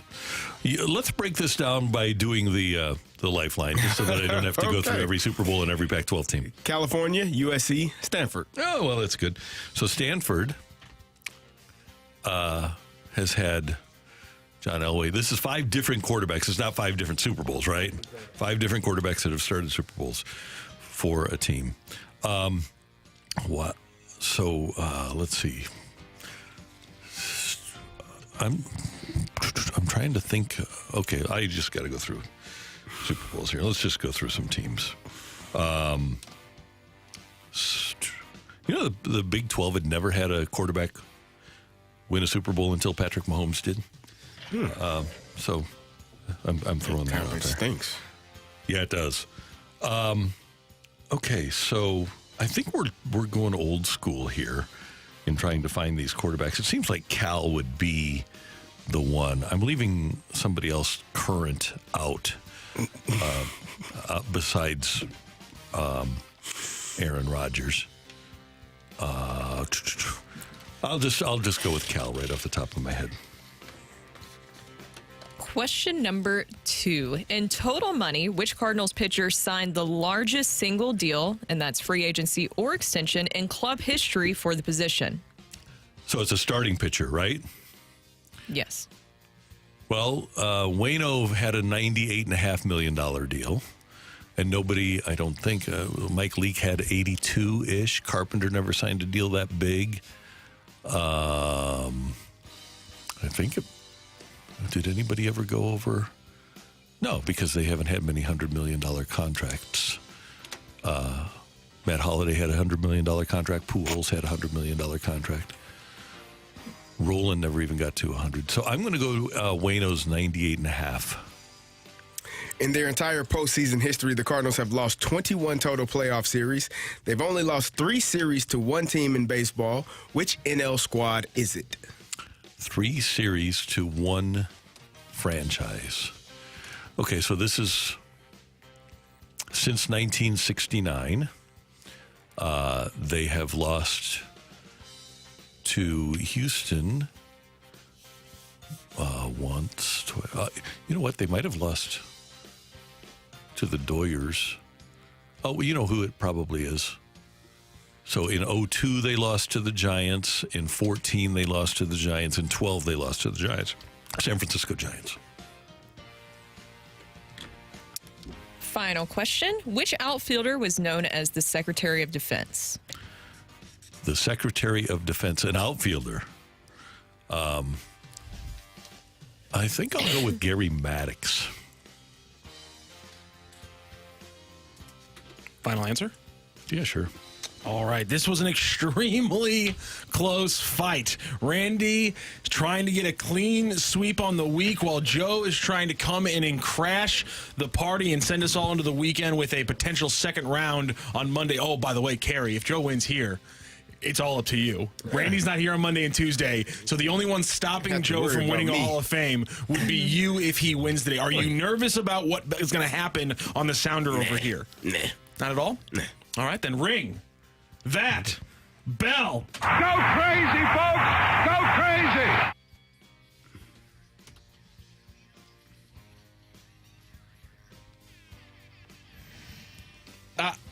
Just one, baby. I'm sorry, Joe. You got so close. Randy Carricker needed that last one, and he got it. He beat you 4-3 today. I saw it coming. Good job, Randy. Good job, Joe, man. I did not see that coming. I would not have expected that I would get all 4. I did not feel good about that. It was a tough one today. Which Pac-12 program holds the record for different quarterbacks to start in the Super Bowl with 5? It is, in fact, the California Bears. Craig Morton, Joe Kapp, Vince Ferragamo, Jared Goff, and Aaron Rodgers are the 5 different Cal Bears to start in a Super Bowl. And I was leaving out, obviously, Jared Goff, but I thought Vince Ferragamo finished his college career at Nebraska. He's counted as a Bear when I go into Pro Football Reference. He is listed as a Cal Bear in the quarterback listings there. In total money, which Cardinals pitcher signed the largest single deal for a year or extension in club history for the position? It was in fact Adam Wainwright. In 2014, he signed a 5-year, $97.5 million extension. Still, again, no one's passed 100 except for Holiday and Pujols. In their entire postseason history, the Cardinals have lost 21 total playoff series, and Randy hit it right on the nose on all 3. They've only lost 3 to one team. It is in fact the Giants. All of them since 2002, 2012, and 2014. The only team the Cardinals have lost to 3 different times in the postseason. And which outfielder was known as the Secretary of Defense? Another great nickname. And it was in fact Gary Maddox. I saw multiple quotes, including one from Ralph Kiner, the old one that everyone always says, 2/3 of the world's covered by water, the other third is covered by Gary Maddox. So, Joe, thank you so much for joining the fight and joining the show today. All right, thanks, guys. Have a good weekend. Thank you, Joe. Now, here is the ever reliable Wikipedia description of Vince Ferragamo's career. And I'm not going to dispute this, because if you want to give him to Cal, you can. He became Cal's starting quarterback for the final 3 games of his true freshman season in 1972, remained the starter through the following year, chose to transfer to top-ranked Nebraska in 1974, and as a Cornhusker, he lettered in 75 and 76. So both are claiming him. Both Cal and Nebraska are claiming him. By the way, Cal still has the record if you drop off Vince Ferragamo, because it drops off to actually 3 starting different quarterbacks to start a Super Bowl. Purdue? It drops off to 3 across Alabama, Purdue, very good, and the University of Notre Dame. Alabama, Joe Namath. That's all I got. All 3 have won. All 3 won too. I do not have this list in front of me. I'm sorry. All 3 have won for Alabama. All 3 started. All 3 Brees won. and Kyle Orton, and who's the third? Len Dawson, I believe. Okay. Not Kyle Orton. He wasn't a starting quarterback. Kyle Orton. Yeah. Didn't he start for the no, that was Rex Grossman. And they lost. Florida. And they lost. Was it? No, yeah, it was. It was Breeze. Len Dawson and Are we sure? Yeah, I'm pretty sure. Kyle Orton didn't start. He didn't start that game? Yeah. We could do this conversation for a long time. We could. Coming up, Mizzou and LSU tomorrow at Sold Out for O Field. We'll preview this one for you next on 101 ESPN.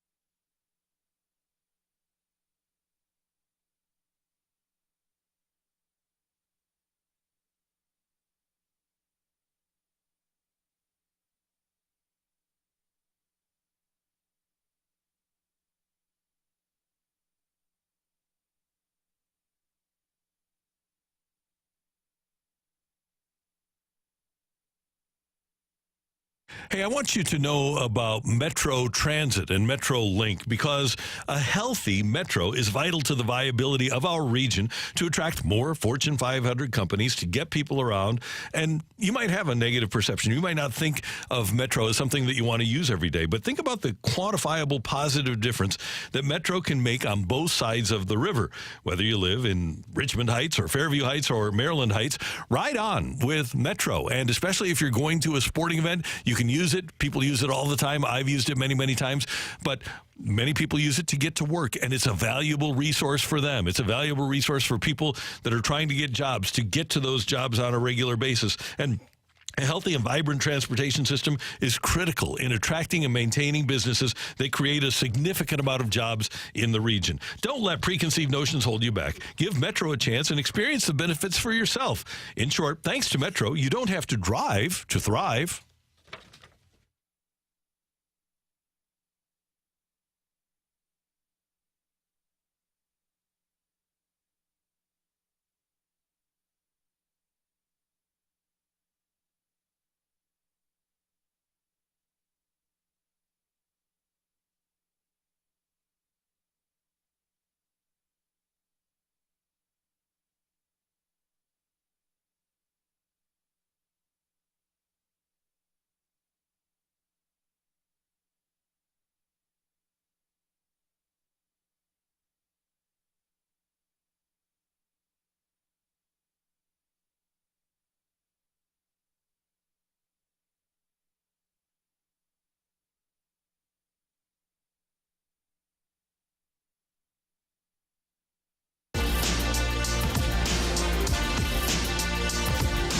Good.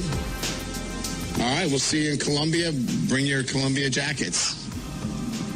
It was a joke. That is real, by the way. That's really how he ended his press conference. Very funny, Brian Kelly. He's going to bring his family. Of the 23rd ranked LSU Tigers. The Please LSU clap. Tigers. His family. And by the way, it's not going to be cold. People don't need to bring their He was clothes. trying to make a Columbia Jackets joke. Oh. You know, It'll the be 44 brand. degrees, the low. Well, it's 11 a.m., so maybe it won't be that cold at 11 a.m. Mizzou number 21, LSU number 23 coming into this game. And LSU is, as they always are, loaded with talent. What does Eli Drinkwitz think of what he's seen of the LSU Tigers? You know, they have a really talented football team. All 11 starters on the offensive side of the ball are returning starters in some sort of capacity, whether it's transfers or not. Coach Kelly referred to their offense putting up numbers similar to the 2019 record-setting offense. I haven't keyed that, or cross-examined that, but obviously very dynamic with the quarterback, the wide receivers, outstanding offensive line, running back. So we have our hands full on that side of the ball. You know, defensively, they've got good players. They've got a really good defensive coordinator who spent time with the Kansas City Chiefs. I believe won a Super Bowl there as the linebackers coach. So very capable on that side of the ball. I know they didn't perform the way they wanted to last week, so they'll be ready to improve, and I'm sure ready for the challenge. And yes, I want to take my hat off to Drink there, because that was coach speak. That was professional, not bulletin board material, not giving your opponent something to lean into. That was complimenting your opponent, giving them credit for what they've done, and your mindset should be, and we're going to go out and kick your butt. Like that. That to me was, I think, Eli Drinkwitz understands, we may not think so, but I think he understands the importance of this game for his tenure as a head coach at University of Missouri, and understands what this game means. That, for me, was probably one of the best sound bites that I've heard from Eli Drinkwitz, maybe ever. Well, yeah, because there's times that sometimes he gives you a little bit too much, or just add like an extra shot, and then it becomes headlines. Yes, and that's the thing that you want attention for this game, but not that type of attention. Complimentary of your opponent, give them praise, give them credit for the work they've done. He named coaches that have done a great job, won Super Bowls, how prepared they will be coming into this game, knowing that we have to be as prepared, and we're not going to say anything and put our foot in our mouths. We're going to say everything complimentary of our opponent, and then we're going to go out there and take care of our business. And he was actually really pretty nice about LSU's defense, because they gave up, over 700 total yards against Ole Miss. He could have made some sort of joke at that, but he didn't. That was a good job. It was. Yeah. Now, the quarterback for LSU nearly attended Mizzou. He was at Arizona State, Jaden Daniels, and people thought when he came to Mizzou's spring game that he was actually going to attend Mizzou, but then he made a late turn, maybe some NIL money was involved here, and Jaden Daniels wound up at LSU. Yeah, I think he's just the sixth player in FBS history to pass for 10,000 yards and rush for 4,000 yards in his career. So that's rare air, to be able to do both. And I mean, he's a difficult challenge because he's an elite player. Our defense is going to have to accept the challenge. We've got to play good, solid defense. I don't think you can put all your focus on him, but just because they are so dynamic at wide receiver and have really good running backs and an offensive line. So, we're going to have to do a good job of playing assignment sound and doing our job and not trying to do too much. Again, perfect. Yeah. Perfect. You got to give. Rocc is shaking his head. No, it's the What's wrong worst. with I it? hate Coach Speak so much. No, you have to give him credit because he gives you sound bites that give other teams bulletin board material. You're right. And so for him to speak what I've heard thus far, what's the spread for this game? It's been moving. I saw 4.5 yesterday. Oh, okay. LSU favorite? It's been moving all around. Take It's Mizzou. been kind of crazy. You know Take what, Mizzou. Kerry? You're right. I'll take Coach Speak over him showing up with like a toy lightsaber ever again. I'll never forget about that. And I don't think anybody will ever forget about that. But to your point, CD, I totally agree because I think that that's just the right way to handle it moving forward. Now, I do think that sometimes it is fun hearing a coach with a little bit of flair, but sometimes he kind of walks himself into those situations a little bit. Yes. Kind of like when you saw the quarterback competition talk earlier this season, it was something that he opened the door to, and then the quotes were everywhere. They made us seem like we were the one that did it. Well, you all are bad. Yeah. You're picking on. No, you put or next to their names, or Sam Horn, not. This is our guy. LSU favored by 4 at the moment. Kerry, you've already got Mizzou. I'll take Mizzou in those points. I think they keep it within 4. I'll take Mizzou to win outright. I'm going to take Mizzou to win. I think that this is a huge chance, especially after LSU, the way that they lost to Ole Miss. As I mentioned, LSU's defense gave up like 700 yards, like over 700 yards. It was not a great game for them. I think that this could be possibly decided defensively. And Blake Baker, I know that we talked to Mike Kelly yesterday, and he pointed out some issues, but I think this could come down to the front seven defensively and how that will pan out. Over under is 65. Go 35-30 would be a push. Ooh. That sounds like a lot of points. That does sound like a lot. I would go under on the points. I'm going to go over. Can I say something? For Rocc is over there in pain, and I think it's because we're speaking positively about the Mizzou Tigers and giving them credit. Hold on, let me tell you, because he's a person that doesn't believe in the secret, but however does not want you to speak. Is putting it out in the environment, into the atmosphere that they're going to succeed, and in his mind, that's too much positivity. There you go. See what I'm saying? There's way too much positivity right now on the Mizzou Tigers football. This is terrifying. I just hope they aren't. Every one of you. Oh God, I took them at the points. I didn't take them to win outright. I picked them to win outright. So okay, then explain why you think that they won't win. Here's why. What is Brooke, your I can tell you explanation? totally why. Because he's Mizzou. Okay. There you go. Well, because they're looking ahead to Kentucky. Yeah. LSU's getting overlooked here. Oh. That's why. Oh yeah. I don't think you should overlook LSU at home. No. When you're 5-0. Kentucky's number 20 in the country. They're pretty good. Yeah. So Mizzou and LSU tomorrow. It's on Big ESPN at 11 o'clock. Coming up, the Rush Hour Reset on 101 ESPN.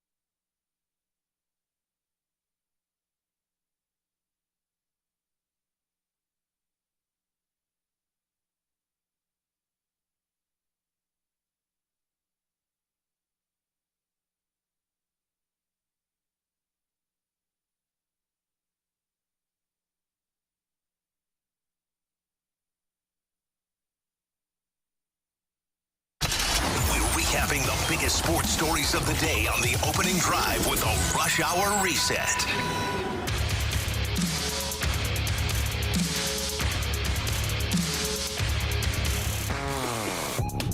9:07 in St. Louis. Time check brought to you by Clarkson Jewelers, an officially licensed Rolex jeweler. Robert Thomas set to join us in just a few moments. The Blues center. The playoffs in baseball start the division series tomorrow at noon St. Louis time, Texas and Baltimore. Game 1 between Minnesota and Houston at 3:45. Philly and Atlanta at 5:07 St. Louis time, and then tomorrow night at 8:20, Arizona and the Dodgers. The Braves have been the best team in baseball throughout the course of this season. Of course, Philadelphia went to the World Series last year. Brian Snitker, Braves manager, why has your squad been so good for such a long stretch this year? Number one, I think Alex is really good with retooling our club, and I think every year we have a lot of different guys. I think some of it's too, we got some young major leaguers that are continuing to improve. They're still not old big leaguers yet, and I think they're figuring things out. And, they got a great air about them, how they stay consistent with their work and preparation and the energy with which they play. And, I think there's a lot to that, too. They're such a great story, the Braves are. I love the fact that they have, of their 9 starters, including their designated hitter, 8 of them have played at least 139 games. Olsen 162, Albies 148, Arcia 139, Riley 159, Rosario 142, Michael Harris 138, Acuna 159, and Marcell Ozuna, their DH, 144. So they've had a consistent lineup throughout the season. Even though they've lost pitching here and there, they've had enough pitching depth so that they've been able to win. And he is a veteran manager that gets it. He understands what the strengths and weaknesses of his players are and plays to the strengths of his players, Brian Snitker does. He does, and he's like a filtration system where he's able to balance the analytics that are coming in from, obviously, the analytics department and even their front offices, maybe how they want to see them in action. He's able to be a filtration system and how that gets to the players, because he also mentioned about how then once the game happens, of course, they take in the game planning and the numbers are a part of it. The analytics are a part of it. But then once the game happens, it's about his gut instincts and the feel for the game, the eye test. We keep talking about the eye test. I feel like you have seen that play out so far with the teams that are successful, the ones who are making it a deep postseason run. They're able to have managers that are trusted to have the eye test and use their gut instincts and do that. And also buying into the clubhouse culture and how much that plays into things. Because I know when we talked about this earlier, we got some texts in that say, well, winning, creates a good clubhouse culture. I totally agree with that. But you could also look at it as, couldn't you say that the clubhouse culture creates that winning? Yeah. Right? You can't have one without the other. Exactly. Yeah, usually. Sometimes you can have a bad clubhouse culture and just have guys that find ways to win. But normally speaking, when you all are, when it becomes like family. Like those people are the people you're around more than your actual family, especially baseball. They spend 6 months, on the road, in hotels, flying all over the country. And so they have so much time that they spend with each other. It makes life easier to win games when you actually like each other, when you actually are playing for the person next to you. And I think, Rob Thompson, Brian Snitker have done a great job of creating an environment where players are trusted and the managers are trusted because of all of the work that they put in together. And we spent a lot of time this year talking about the Mets and Padres specifically for all the money they spend. Philadelphia spends a lot of money. They gave a lot of money to Zach Wheeler. I believe he's still among the top 5 highest paid pitchers, but they go out and get Harper. They go out and get Castellanos. They sign Kyle Schwarber. But the big thing for them is that the big boys are able to take the mound, take the ball, and then shove. And Zach Wheeler in Game 1 against the Marlins in the playoffs goes 6 2/3. He allows one run on 5 hits. And then the very next day, you send out Aaron Nola for Game 2, and Nola gives them 7 innings, 7 shutout innings. You're getting 6 2/3, 7 out of your starting pitchers. Whatever the era, you're in pretty good shape.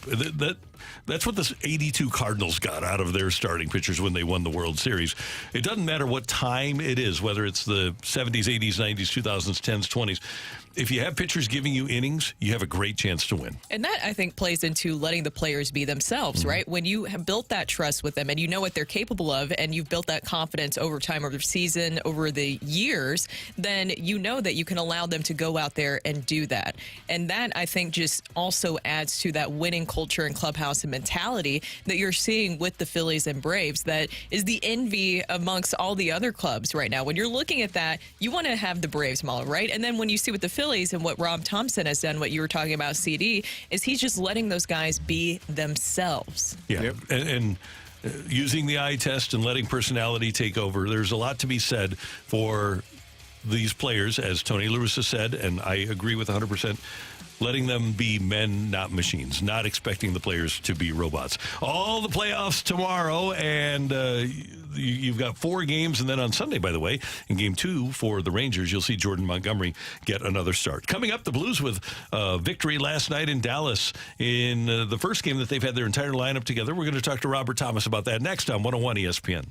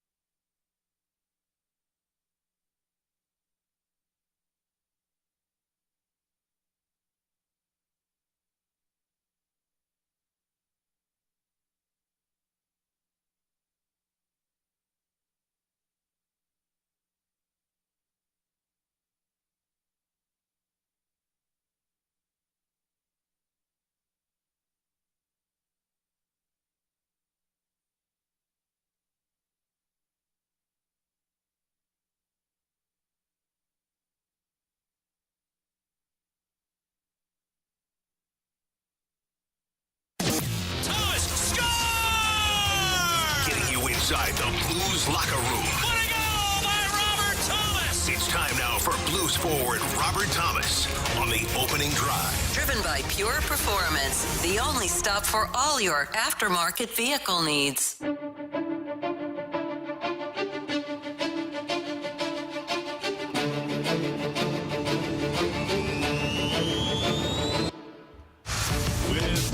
and Super Bowl champ Kerry Davis. I'm Randy Carricker, and we look forward to another year of chatting weekly with Blues center Robert Thomas, who joins us on the Celebrity Line right now here on 101 ESPN, your home of the St. Louis Blues. Robert, good morning. How you doing?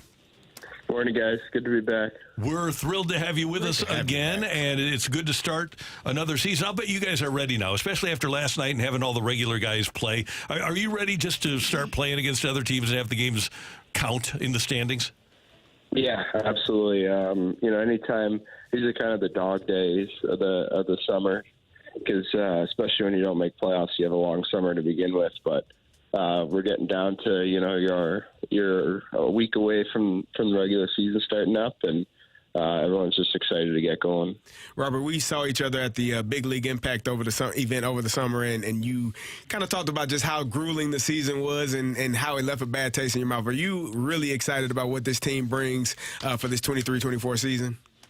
Yeah, everyone was pretty pissed off, that's for sure. And a lot of us, spent a lot of time this summer being pissed off. So we're all really excited.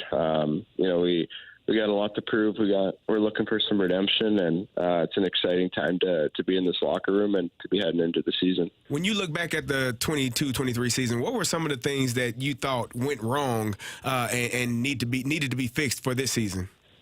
Yeah, there's a lot of things. I think obviously our defensive play wasn't good enough. That's from the forwards to the D and all around. So I think that was one major key, and just staying in it, staying in the fight. I felt like last year we'd get a couple of bounces and they'd score 3 goals in the matter of 7 minutes, and then you're chasing from behind. So I think that's another key that we're really focusing on in camp, and we've done well so far in the preseason.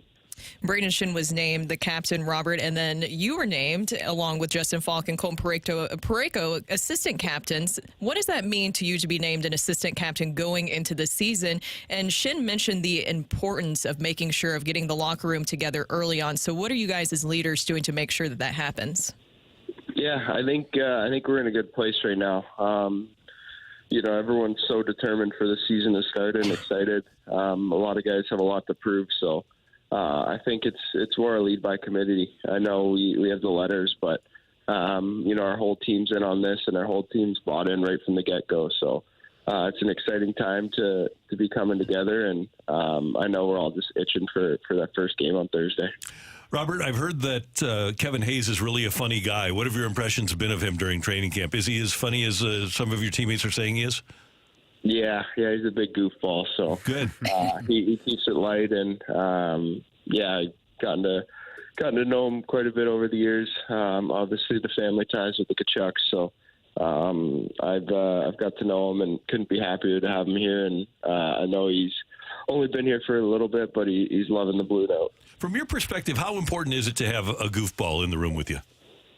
Yeah, it's always fun. The season's long.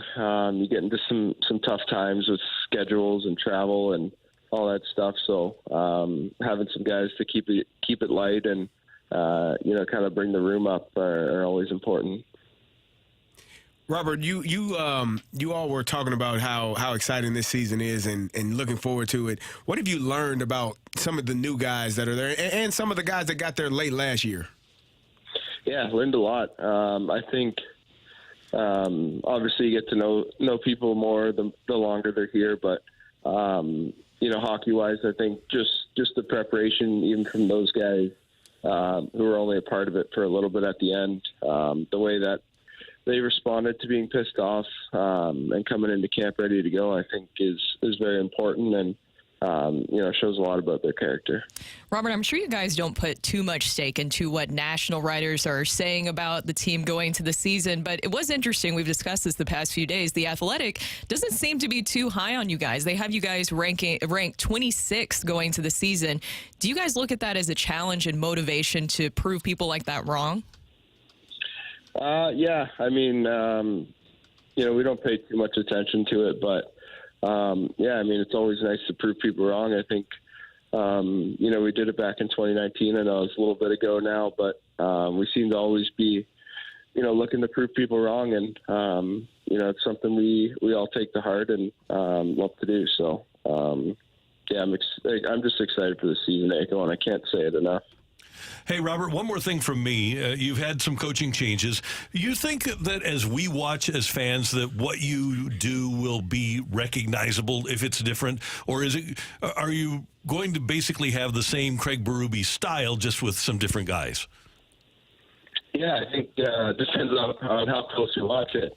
No, there'll be some different stuff. I think for the people that really know hockey, they'll notice a difference. But overall, I think it's the same team identity, and so I don't know if that really answers your question, but that's kind of it. Yeah, one of the things is it seems like the power play is going to, at least based upon what we've seen in preseason, which you can't take to the bank, but it looks like there are some different things on the power play.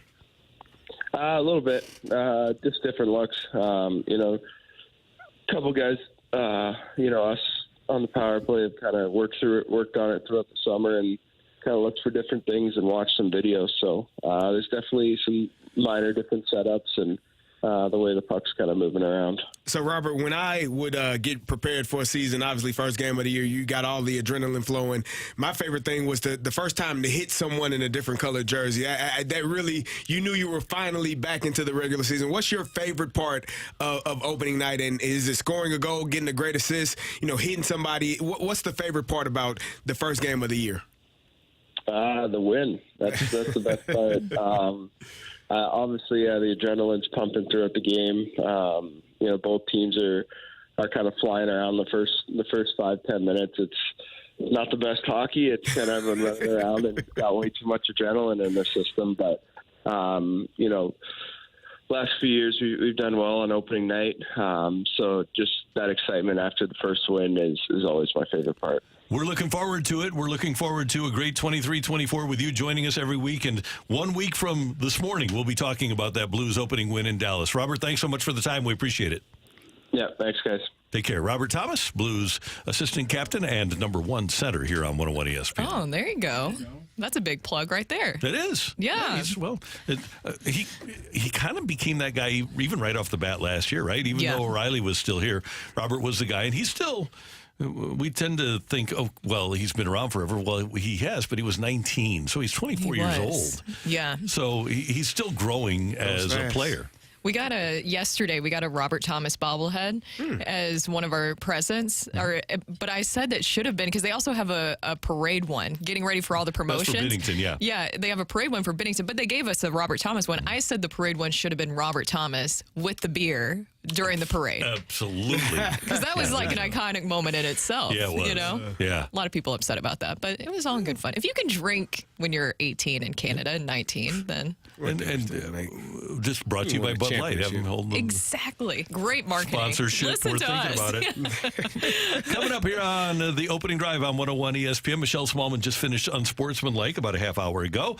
And our former co-host and producer and all of that stuff, great friend, Michelle Smallmon, joins us next on 101 ESPN.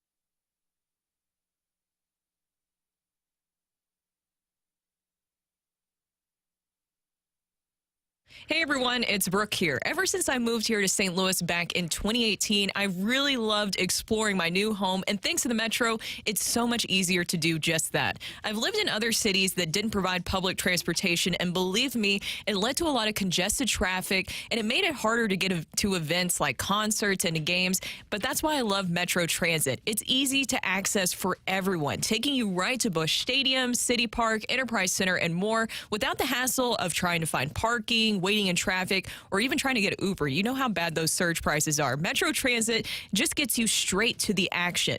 Even if you haven't given Metro a try yet, it's something that I can promise you other places wish they had available. There's many benefits even if you don't ride. A healthy and vibrant public transportation system helps attract businesses to come here and also creates a significant amount of jobs in the region. And of course, it helps many get to their job. Give Metro a chance and experience the benefits for yourself. Thanks to Metro, you don't have to drive to thrive.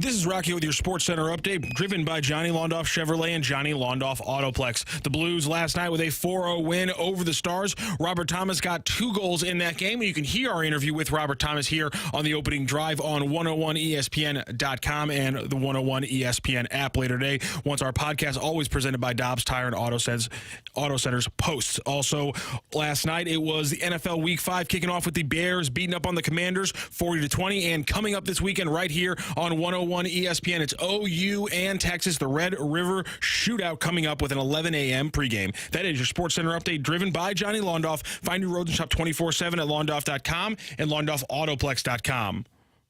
Are you kidding me?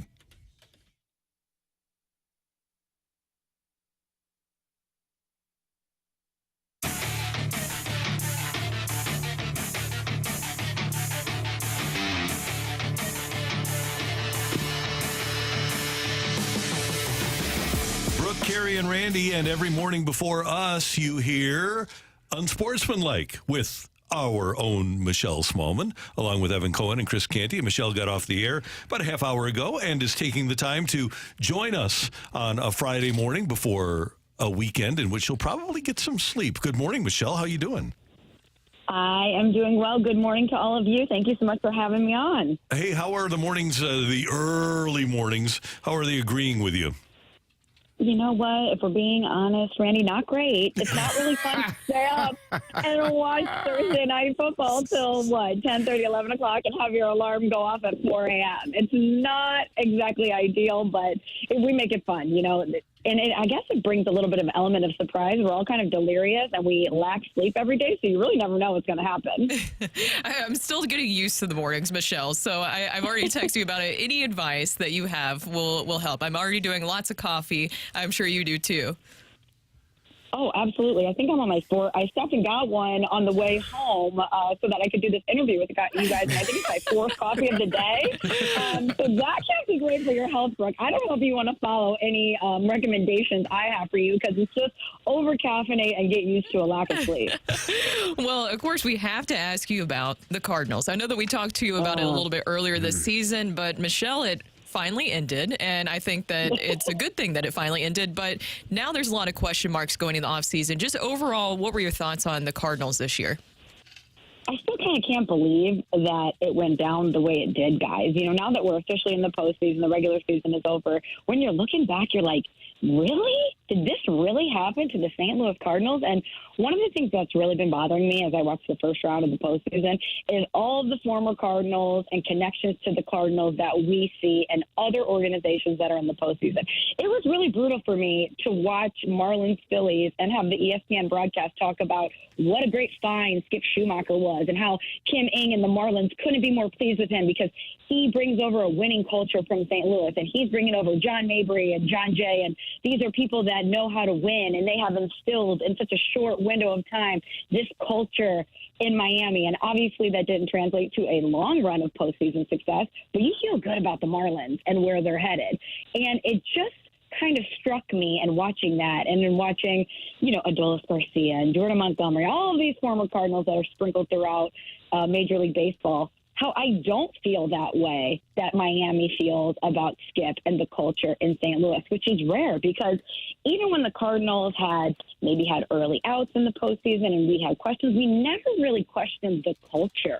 We never really questioned St. Louis's ability to identify and retain talent in the manner in which we did. It just kind of feels like they're a ship without a name, right? Like they do not have the same identity that they once did. And that's going to happen when Albert is gone and Yachty is gone and now Waino is gone. Like there are no traces of the Tony La Russa Cardinals left in St. Louis. And I just think it's going to be really interesting this offseason and bleeding into next season to see what the identity of this next chapter of Cardinals baseball ends up becoming. Okay, so Michelle, which player or players do the Cardinals need to add via free agency or via trade to make this team better in 24? Just give me some pitchers that can eat up some innings and throw some strikes. Like, I mean, is anyone giving you any other answer other than pitching? That's the main answer we're getting from all over the place. I'm trying to figure out which pitchers. I mean, we've heard about Blake Snell, maybe Aaron Nola, potentially Dylan Cease, maybe via trade. There are so many names, but my question has been, are the Cardinals going to be willing to spend money this offseason? How much are they willing to spend to get which players they need to be successful? If they're not willing to spend money, they're not willing to have a different outcome. And I think you cannot waste the window with which you have Paul Goldschmidt and Nolan Arenado. I mean, the definition of insanity is doing the same thing over and over and expecting a different result. You didn't fortify the pitching this offseason. You're sitting at home watching the playoffs. If you want to get back to the postseason, you cannot wait and see what you have and then take the usual route with, oh, maybe we'll add at the deadline. That is not going to fly. They need to act with a sense of urgency. And unfortunately for them, that's going to mean spending some money. Michelle, I know you watched a lot of Cardinal baseball, and down the stretch, they acquired a pitcher named Casey Lawrence. They had Andre Palante here, and then they added into the mix one other guy, my old friend Chris Vonderhaar. And so when they would bring those three guys in, and when it would be Palante, we'll give him Verhagen now, and Casey Lawrence, okay. I started calling them the Holy Trinity. What do you think of that name for those three relievers for the Cardinals? Well, I think it's a good nickname, Randy, but do you really want to assign it to those guys? Maybe not. Maybe not. You know what I'm bummed about is I finally figured out Drew Verhagen, and now he's going to be gone. It took you long enough to figure him out, right? That's so bad, Randy. Don't you miss that, Michelle, the good nicknames that have come through? Oh, absolutely. And, you know, Randy's always good for a nickname. What was the hockey one? Nathan Walker. What did you call him? Nadub. Nadub. Oh, my God, Randy. So I know that he very politely co-signed on it, but Nadub is that. We can't have Nadub. What about J-Dub? What about Jordan Walker? J-Dub. I don't know. He's such a special talent. He deserves something a little bit more impactful than J-Dub, don't you think? Maybe. Okay, so Mason Wynn already has a middle name that he's called Blaze. He's also got the Energizer Bunny. However, I was tasked by Greg Amsinger to come up with a nickname for Cardinal players. Mason Wynn is from Kingwood, Texas. What about the Kingwood Cannon? The Kingwood Cannon. His arm is a cannon, and the ball flies off his bat like a cannon. I don't hate it. I actually don't hate it. It's giving me old school, like, Sultan of SWAT vibes, you know? Yeah. But I just don't know if we want to, he's going to be ours in St. Louis. So I just don't know if we want to have his nickname identifying another city, even though that's where he came from. You know what I mean? Like, it's got to be something that I think is unique to St. Louis. Well, here's the thing, Michelle. Mickey Mantle was from Commerce, Oklahoma. He was the Commerce Comet, even though he played his entire career with the Yankees. So I'm going with the Mickey Mantle vibe here. Here's the Kansas Comet. Yeah. Yeah. Do you think maybe we should wait until he actually is consistently awesome before we give him a nickname? Michelle, hold on, because Randy has done this a few times this season. So Paul DeYoung was Hannes Wagner.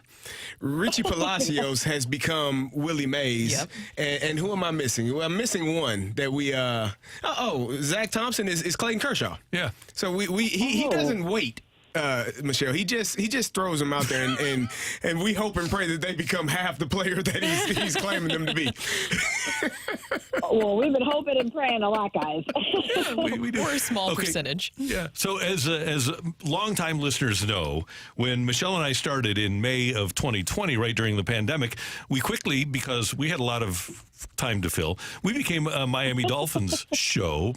Michelle grew up as a Miami Dolphins fan. Her dad's favorite player, Dan Marino. So we took a vote, and the listeners made us a Miami Dolphins show, which I absolutely loved. But then I had to deviate. We all had to. Because Carrie won a Super Bowl with the Steelers, so we're a Steelers show. We actually, Michelle, we traded in the Dolphins golf bag for a Steelers golf bag. We did. Oh, wow. Now, listen, I understand, CD, why we would go with Pittsburgh. You've got the lineage. I respect it. Thank you. But it's a really bad time to get off the Dolphins fan. It kind of is. Yeah. They got some high-powered offense down there, some track speed on that offensive side of the football down there right now. Yeah, it's pretty fun to watch. And we put in the time, Randy. I think we should get the fruits of our misery. Yeah, I'm not going to disagree. So I'm going to go all Christopher Russo does ESPN. Have you run across him, by the way, doing first? Yeah. So I see him at the Seaport. He's great. Okay, great. So I'm going to go a little bit Christopher Russo on you. So, Michelle, Miami Dolphins, what do you got for me? Okay, well, I got a couple things for you. Now, they give us these unbelievable stat packets at ESPN, and I always comb through them and try and find some interesting nuggets. And I've got one stat I know you'll love, Randy, and then another stat for, I guess, like the small Dolphins nation in St. Louis. If anybody is still on board, that will make them feel great about this weekend's game versus the Giants, even though I don't really need to say much more than that. They're playing the New York Giants. So if you had any doubts about them coming off the loss to Buffalo, they're playing the New York Giants. So I think it's going to be good. But we know that when this offense is clicking, which other than the loss to Buffalo last week, they have been the entire season, they're the most sound unit in the NFL. They're averaging 8.02 yards per play this season, which is the second most by any team through 4 games in a season in NFL history. Do you know which team beats them in this category? I'm going to say 2000 St. Louis Rams. Absolutely. The 2000 Greatest Show on Turf Rams, 8.14 yards per play. And the funny thing about this, 8.14 yards per play for the Greatest Show on Turf. And they kicked that number up to 8.51 through 5 games after they had 614 yards of total offense against the Chargers in Week 5. That team was unbelievably fun to watch. Ridiculous. Okay, now here's my get-right stat for the Dolphins and the Giants. So we know that the Dolphins' offense is high-powered, and they score a lot of points. And Tua, historically this season, has been great at getting the ball out fast. Well, that is bad news for the New York Giants. They've been outscored 77-9 in the first half this season. And so many of Tua's strengths with Miami are weaknesses for the Giants. So Tua ranks first in yards per attempt on throws with motion. And the Giants' defense in that exact same category ranks 24th this season. So I think, obviously this is not rocket science here, guys. Look for Tua in this Dolphins offense to get right versus the Giants and absolutely eat up that defense. All right. We'll get our FanDuel going here. There you go. You're the best. It's so fun to listen to you as I'm driving in. We really enjoy the show and love having you on here in your hometown. And we're getting a million texts. You're beloved here in St. Louis, Michelle, so it's great to hear your voice, and we'll do this on a regular basis. Oh, my gosh. Well, thank you so much for having me on. Would love to join you anytime. And thank you not only to you guys, but to everyone out there for the support. It's been so great to have St. Louis behind me as I embark on this new national venture. Have a great weekend. See you later. Bye, guys. Thank you. Take care. Michelle Smallmon on 101 ESPN. That was fun. I like the Dolphins info. Now is definitely the time to be a Dolphins fan. So they took a bad loss last week. That was yeah. It's a Buffalo. Yeah. At Buffalo, it's going to happen. Yeah. They'll be in the playoffs. And the key for them is going to be getting that game at home. You don't want to play in Buffalo on the road. And you got to keep Tua Not in healthy. January, not in December and January. No, thank you. No. Yeah, no. Play in Miami. It's still going to be nice warm weather. We're going to head down the stretch of this week of the opening drive with a little rock and roll. Plus, I think we've got the betting slip coming your way on 101 ESPN.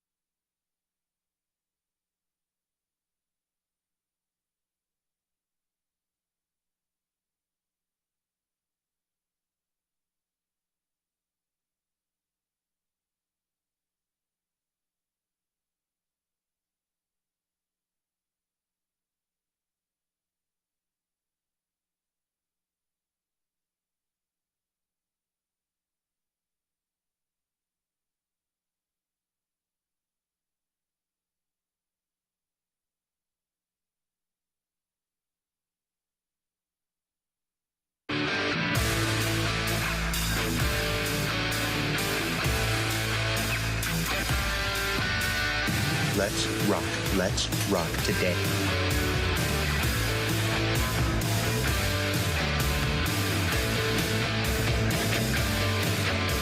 Kerry Davis Braves has a big weekend coming up in addition to a football game against Ladue. You've got more than that. Yeah, Sunday I will be signing autographs at Orlando Gardens for the St. Louis Sports Collectors, and it'll be me, myself, former Cardinal Mike Nieto, and World Series champs Mike Pagliarulo. So we'll be down there signing autographs, 10 o'clock, 10:30. Which one? The one in Maryland Heights? Yes. Okay. No, not Maryland Heights. Oh, South County. Yeah, South County. Okay, yes. good. South County. There's two of them. What is the most interesting thing you've ever had to sign? A baby.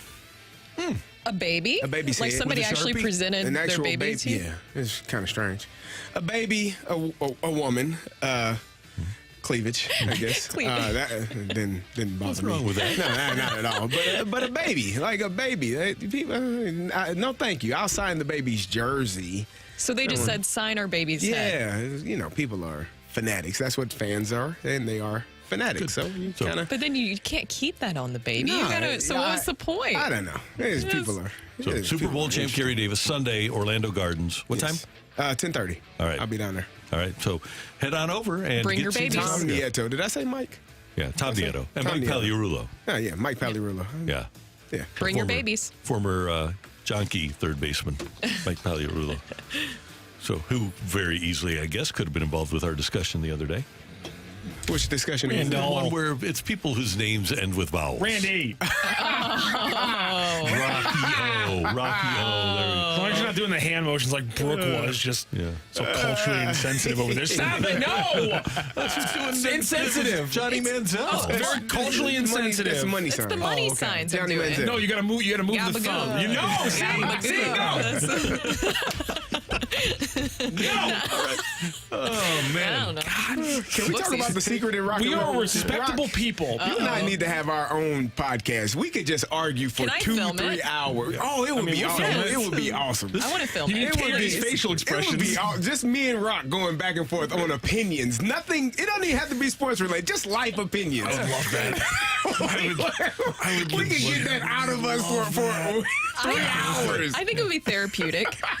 Lessons will be learned. I don't know if any lessons will be learned. I think Maybe so. from the outside, where I know you two look at us like, what the hell is wrong No, with these I guys? thoroughly enjoy the discussions. I seriously do. I'm like in the middle of it, just like, yes, continue this. Tanner This is so Tanner interesting. gave me some advice. He said, I said, I think Rock is. He just goes. He said, CD, it's both of you.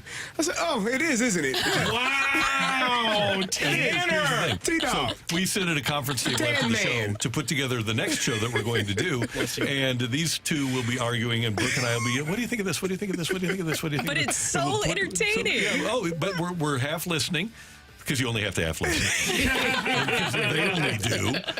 And Yeah, we don't. And we then really ultimately, do. you guys even realize, like, when I pack up my computer and put my backpack on my shoulder? We're still in there for You have another no idea. 15, The amount of 20, 30 times that minutes. mid-sentence one of us will be like, see, guys, so here's the thing. Yeah, what do you got for us? Well, last week we went 3-3 on the betting slip. We are now 13-10-1 through the season so far. Our wins Where is were our money? Our wins were Ole Miss. Give the you another Texans. 500. What's happening? Our wins were Ole Miss plus 2.5. They obviously won outright. Steelers and Texans came in under their 45.5, and we got City with the win. Our losses was we took Vanderbilt with the points. Obviously, they got beat by 17. Washington just barely beat Arizona despite being favored by 20, and we took the Dolphins over the Bills, and that one did not go so well. So let's get a new betting slip. Let's get 6 more bets out here that you can take to the bank this weekend. Let's start off with college football. I'm not touching LSU and Mizzou on this one. You guys already talked about how positive you are, and I hated every moment of it. So let's talk about the other game going off. Let's talk about the other game going off at 11 a.m. The Red River rivalry or the shootout. Yes, you don't want to say that on accident. It used to be called the shootout. You can't anymore. Apparently you can't anymore. Red River rivalry. Number 12 OU. Number 2 Texas. I did it once. Plus 5.5 for OU. Minus 5.5 for number 3 Texas. Excuse me. The over/under is 60.5. Any numbers popping out for you there? I'm taking Texas in the points. They will win by more than 5.5. I like that. Texas is a really good football team. They are. Yes. Yeah. I kind of like the over there, too. What's the over? 60.5. Well, It's not a shootout Big anymore, 12 football is all. Yeah, you take the over in Big 12. Yes, in that game, it always takes the over. Yeah. The over, and then SEC battle, Kentucky number 20. They travel to number 1 Georgia. They're getting 14.5 points. Does Georgia have enough to cover that? I think this might be the year they don't know. Kirby Smart said they can lose any week, so why not? Here's the thing. It may not lose. When did he but say that? He said Did that he say- yesterday. Oh, He really? sounded like Jeez. drink. I thought it was drink, but it was Kirby Smart. The way I look at this, Kentucky runs the ball so well, they'll be able to, they'll shorten this game. And I would think that this game has a good chance to go under, and they'll keep it within 14. They're going to try to, here's what they're going to do. Mike Stoops is going to try to keep that game close for the fourth quarter. I guarantee you that's the way they'll play it. Yeah, you stay. If you keep yourself in the game, anything can happen. So as long as they don't get blown out, Georgia doesn't seem as potent as they have in the past few years. No. So. Who would have ever thought they'd really miss Stetson Bennett? Right. Oh, You know? and things are not going well for him, by the way. No. You haven't seen that? Probably didn't want to put him in L.A. Probably not a good mix. No. Yeah, no. And then let's go to our final college one of the game. That's going to be College Station. It's almost a pick-em as number 11 Bama travels to face off against Texas A&M, and Bama's only given up 1.5, -1.5 for Bama, +1.5 for Texas A&M. Essentially a pick-em. Wow. Do you like either of these teams here? Again, Texas A&M's home. I don't like this game at all because I don't think Staying away? Alabama's as talented as they have been, and I don't think that A&M is very well coached. And I don't think that this is one of those games where in the past you would have said, okay, Saban's going to get Jimbo, but I don't think he has enough players to get Jimbo. I was going to now. say, I like Texas A&M maybe in this one. I think it'll be close, but I like Bama. We can stay off of this one. Everyone's disagreeing. We'll stay off of that one. Let's move to the NFL slate. Are we taking Michelle's advice and are we betting the Finns? They have to cover 11.5 points, but they are again hosting the Giants. Yeah. Yes. The Giants What's the play temperature Monday in night, Miami? What's the temperature in probably Miami? around 75 right now. Let's see. That ain't hot enough. One of the worst things you can do, and CD, I know you've had to do this, playing a Monday night and then traveling. Yeah. Especially when you're a bad team. You never had to do it as a bad team. No. Okay, so we're taking Finns. Take Miami. 11.5 there. And in Miami. Yeah. I don't know what the temperature is going to be. I don't know if it's still. You have it? Yes. What's the temperature? Your weather report is that it will be high 80s this weekend. Take it, Miami. Okay. They'll come. That's gonna feel like rainy. Chase Claypool. It's gonna be still kind of smug. A little hard to breathe down there. All Chase Claypool's trade. By the way, if you didn't hear, Chase Claypool traded with a 7th from the Bears to the Dolphins for a 6th, and all he does for Miami is provide another weapon for Immaculate Grid. That's it. My God, I definitely didn't expect that. Wow. That was good. That was good. Dolphin and Steeler. You can't think of any Dolphin. Minka Fitzpatrick, I guess. Oh right? man. Oh, no. And and a bear and dolphin. Bear, Dolphin, Bear, Steeler. Yeah, there's a lot of it. Jay Cutler. So now you got another one. Bear, Steeler, though. I need now one. you got one. Oh, yeah. Right. Yeah, Bear Steeler. That's hard. I need one other football we pick. already had that, though, with him. I need one other football pick, Randy. And which favorite do you want? Do you want the Chiefs -3.5 against the Vikings or the Eagles -4.5 against the Rams? Both of those are away games. Give me Those the are Chiefs. scary. I'm going to take the Chiefs, too. People are really concerned about the Eagles this week against the Rams. I don't know why. But the Rams have been playing good defensively, so give Raheem Morris credit there. Yeah, Kansas City. 3 points? Yeah. With the Vikings? Vikings going to turn the ball over at least 3 times. You're right about that 2 or one. 3 Yeah. times. Chiefs. Let's go with the Chiefs. And then one other one, I need us to take a baseball underdog. You get the Phillies -+64 in their series against the Braves, the Twins +22 against the Astros, the Rangers +100 against the Orioles, or the Diamondbacks +184 against the Dodgers. I think Rangers. Rangers over Orioles? No All question. right. Yep. Yeah. Rangers +100. There it is. That real is baseball over the analytics every time. There it is. Braves Okay. sending out Strider. right? Rangers +100 to beat the Orioles is going to be the bet. The Chiefs -3.5 over the Vikings. The Finns -11.5 over the Giants. We're going to take Kentucky +14.5 against Georgia, and then we're going to take Texas over OU with the 5.5 points. And if you want to add another one there, you can take the over on the 60.5 in the game. All right. There's your betting slip. Cool.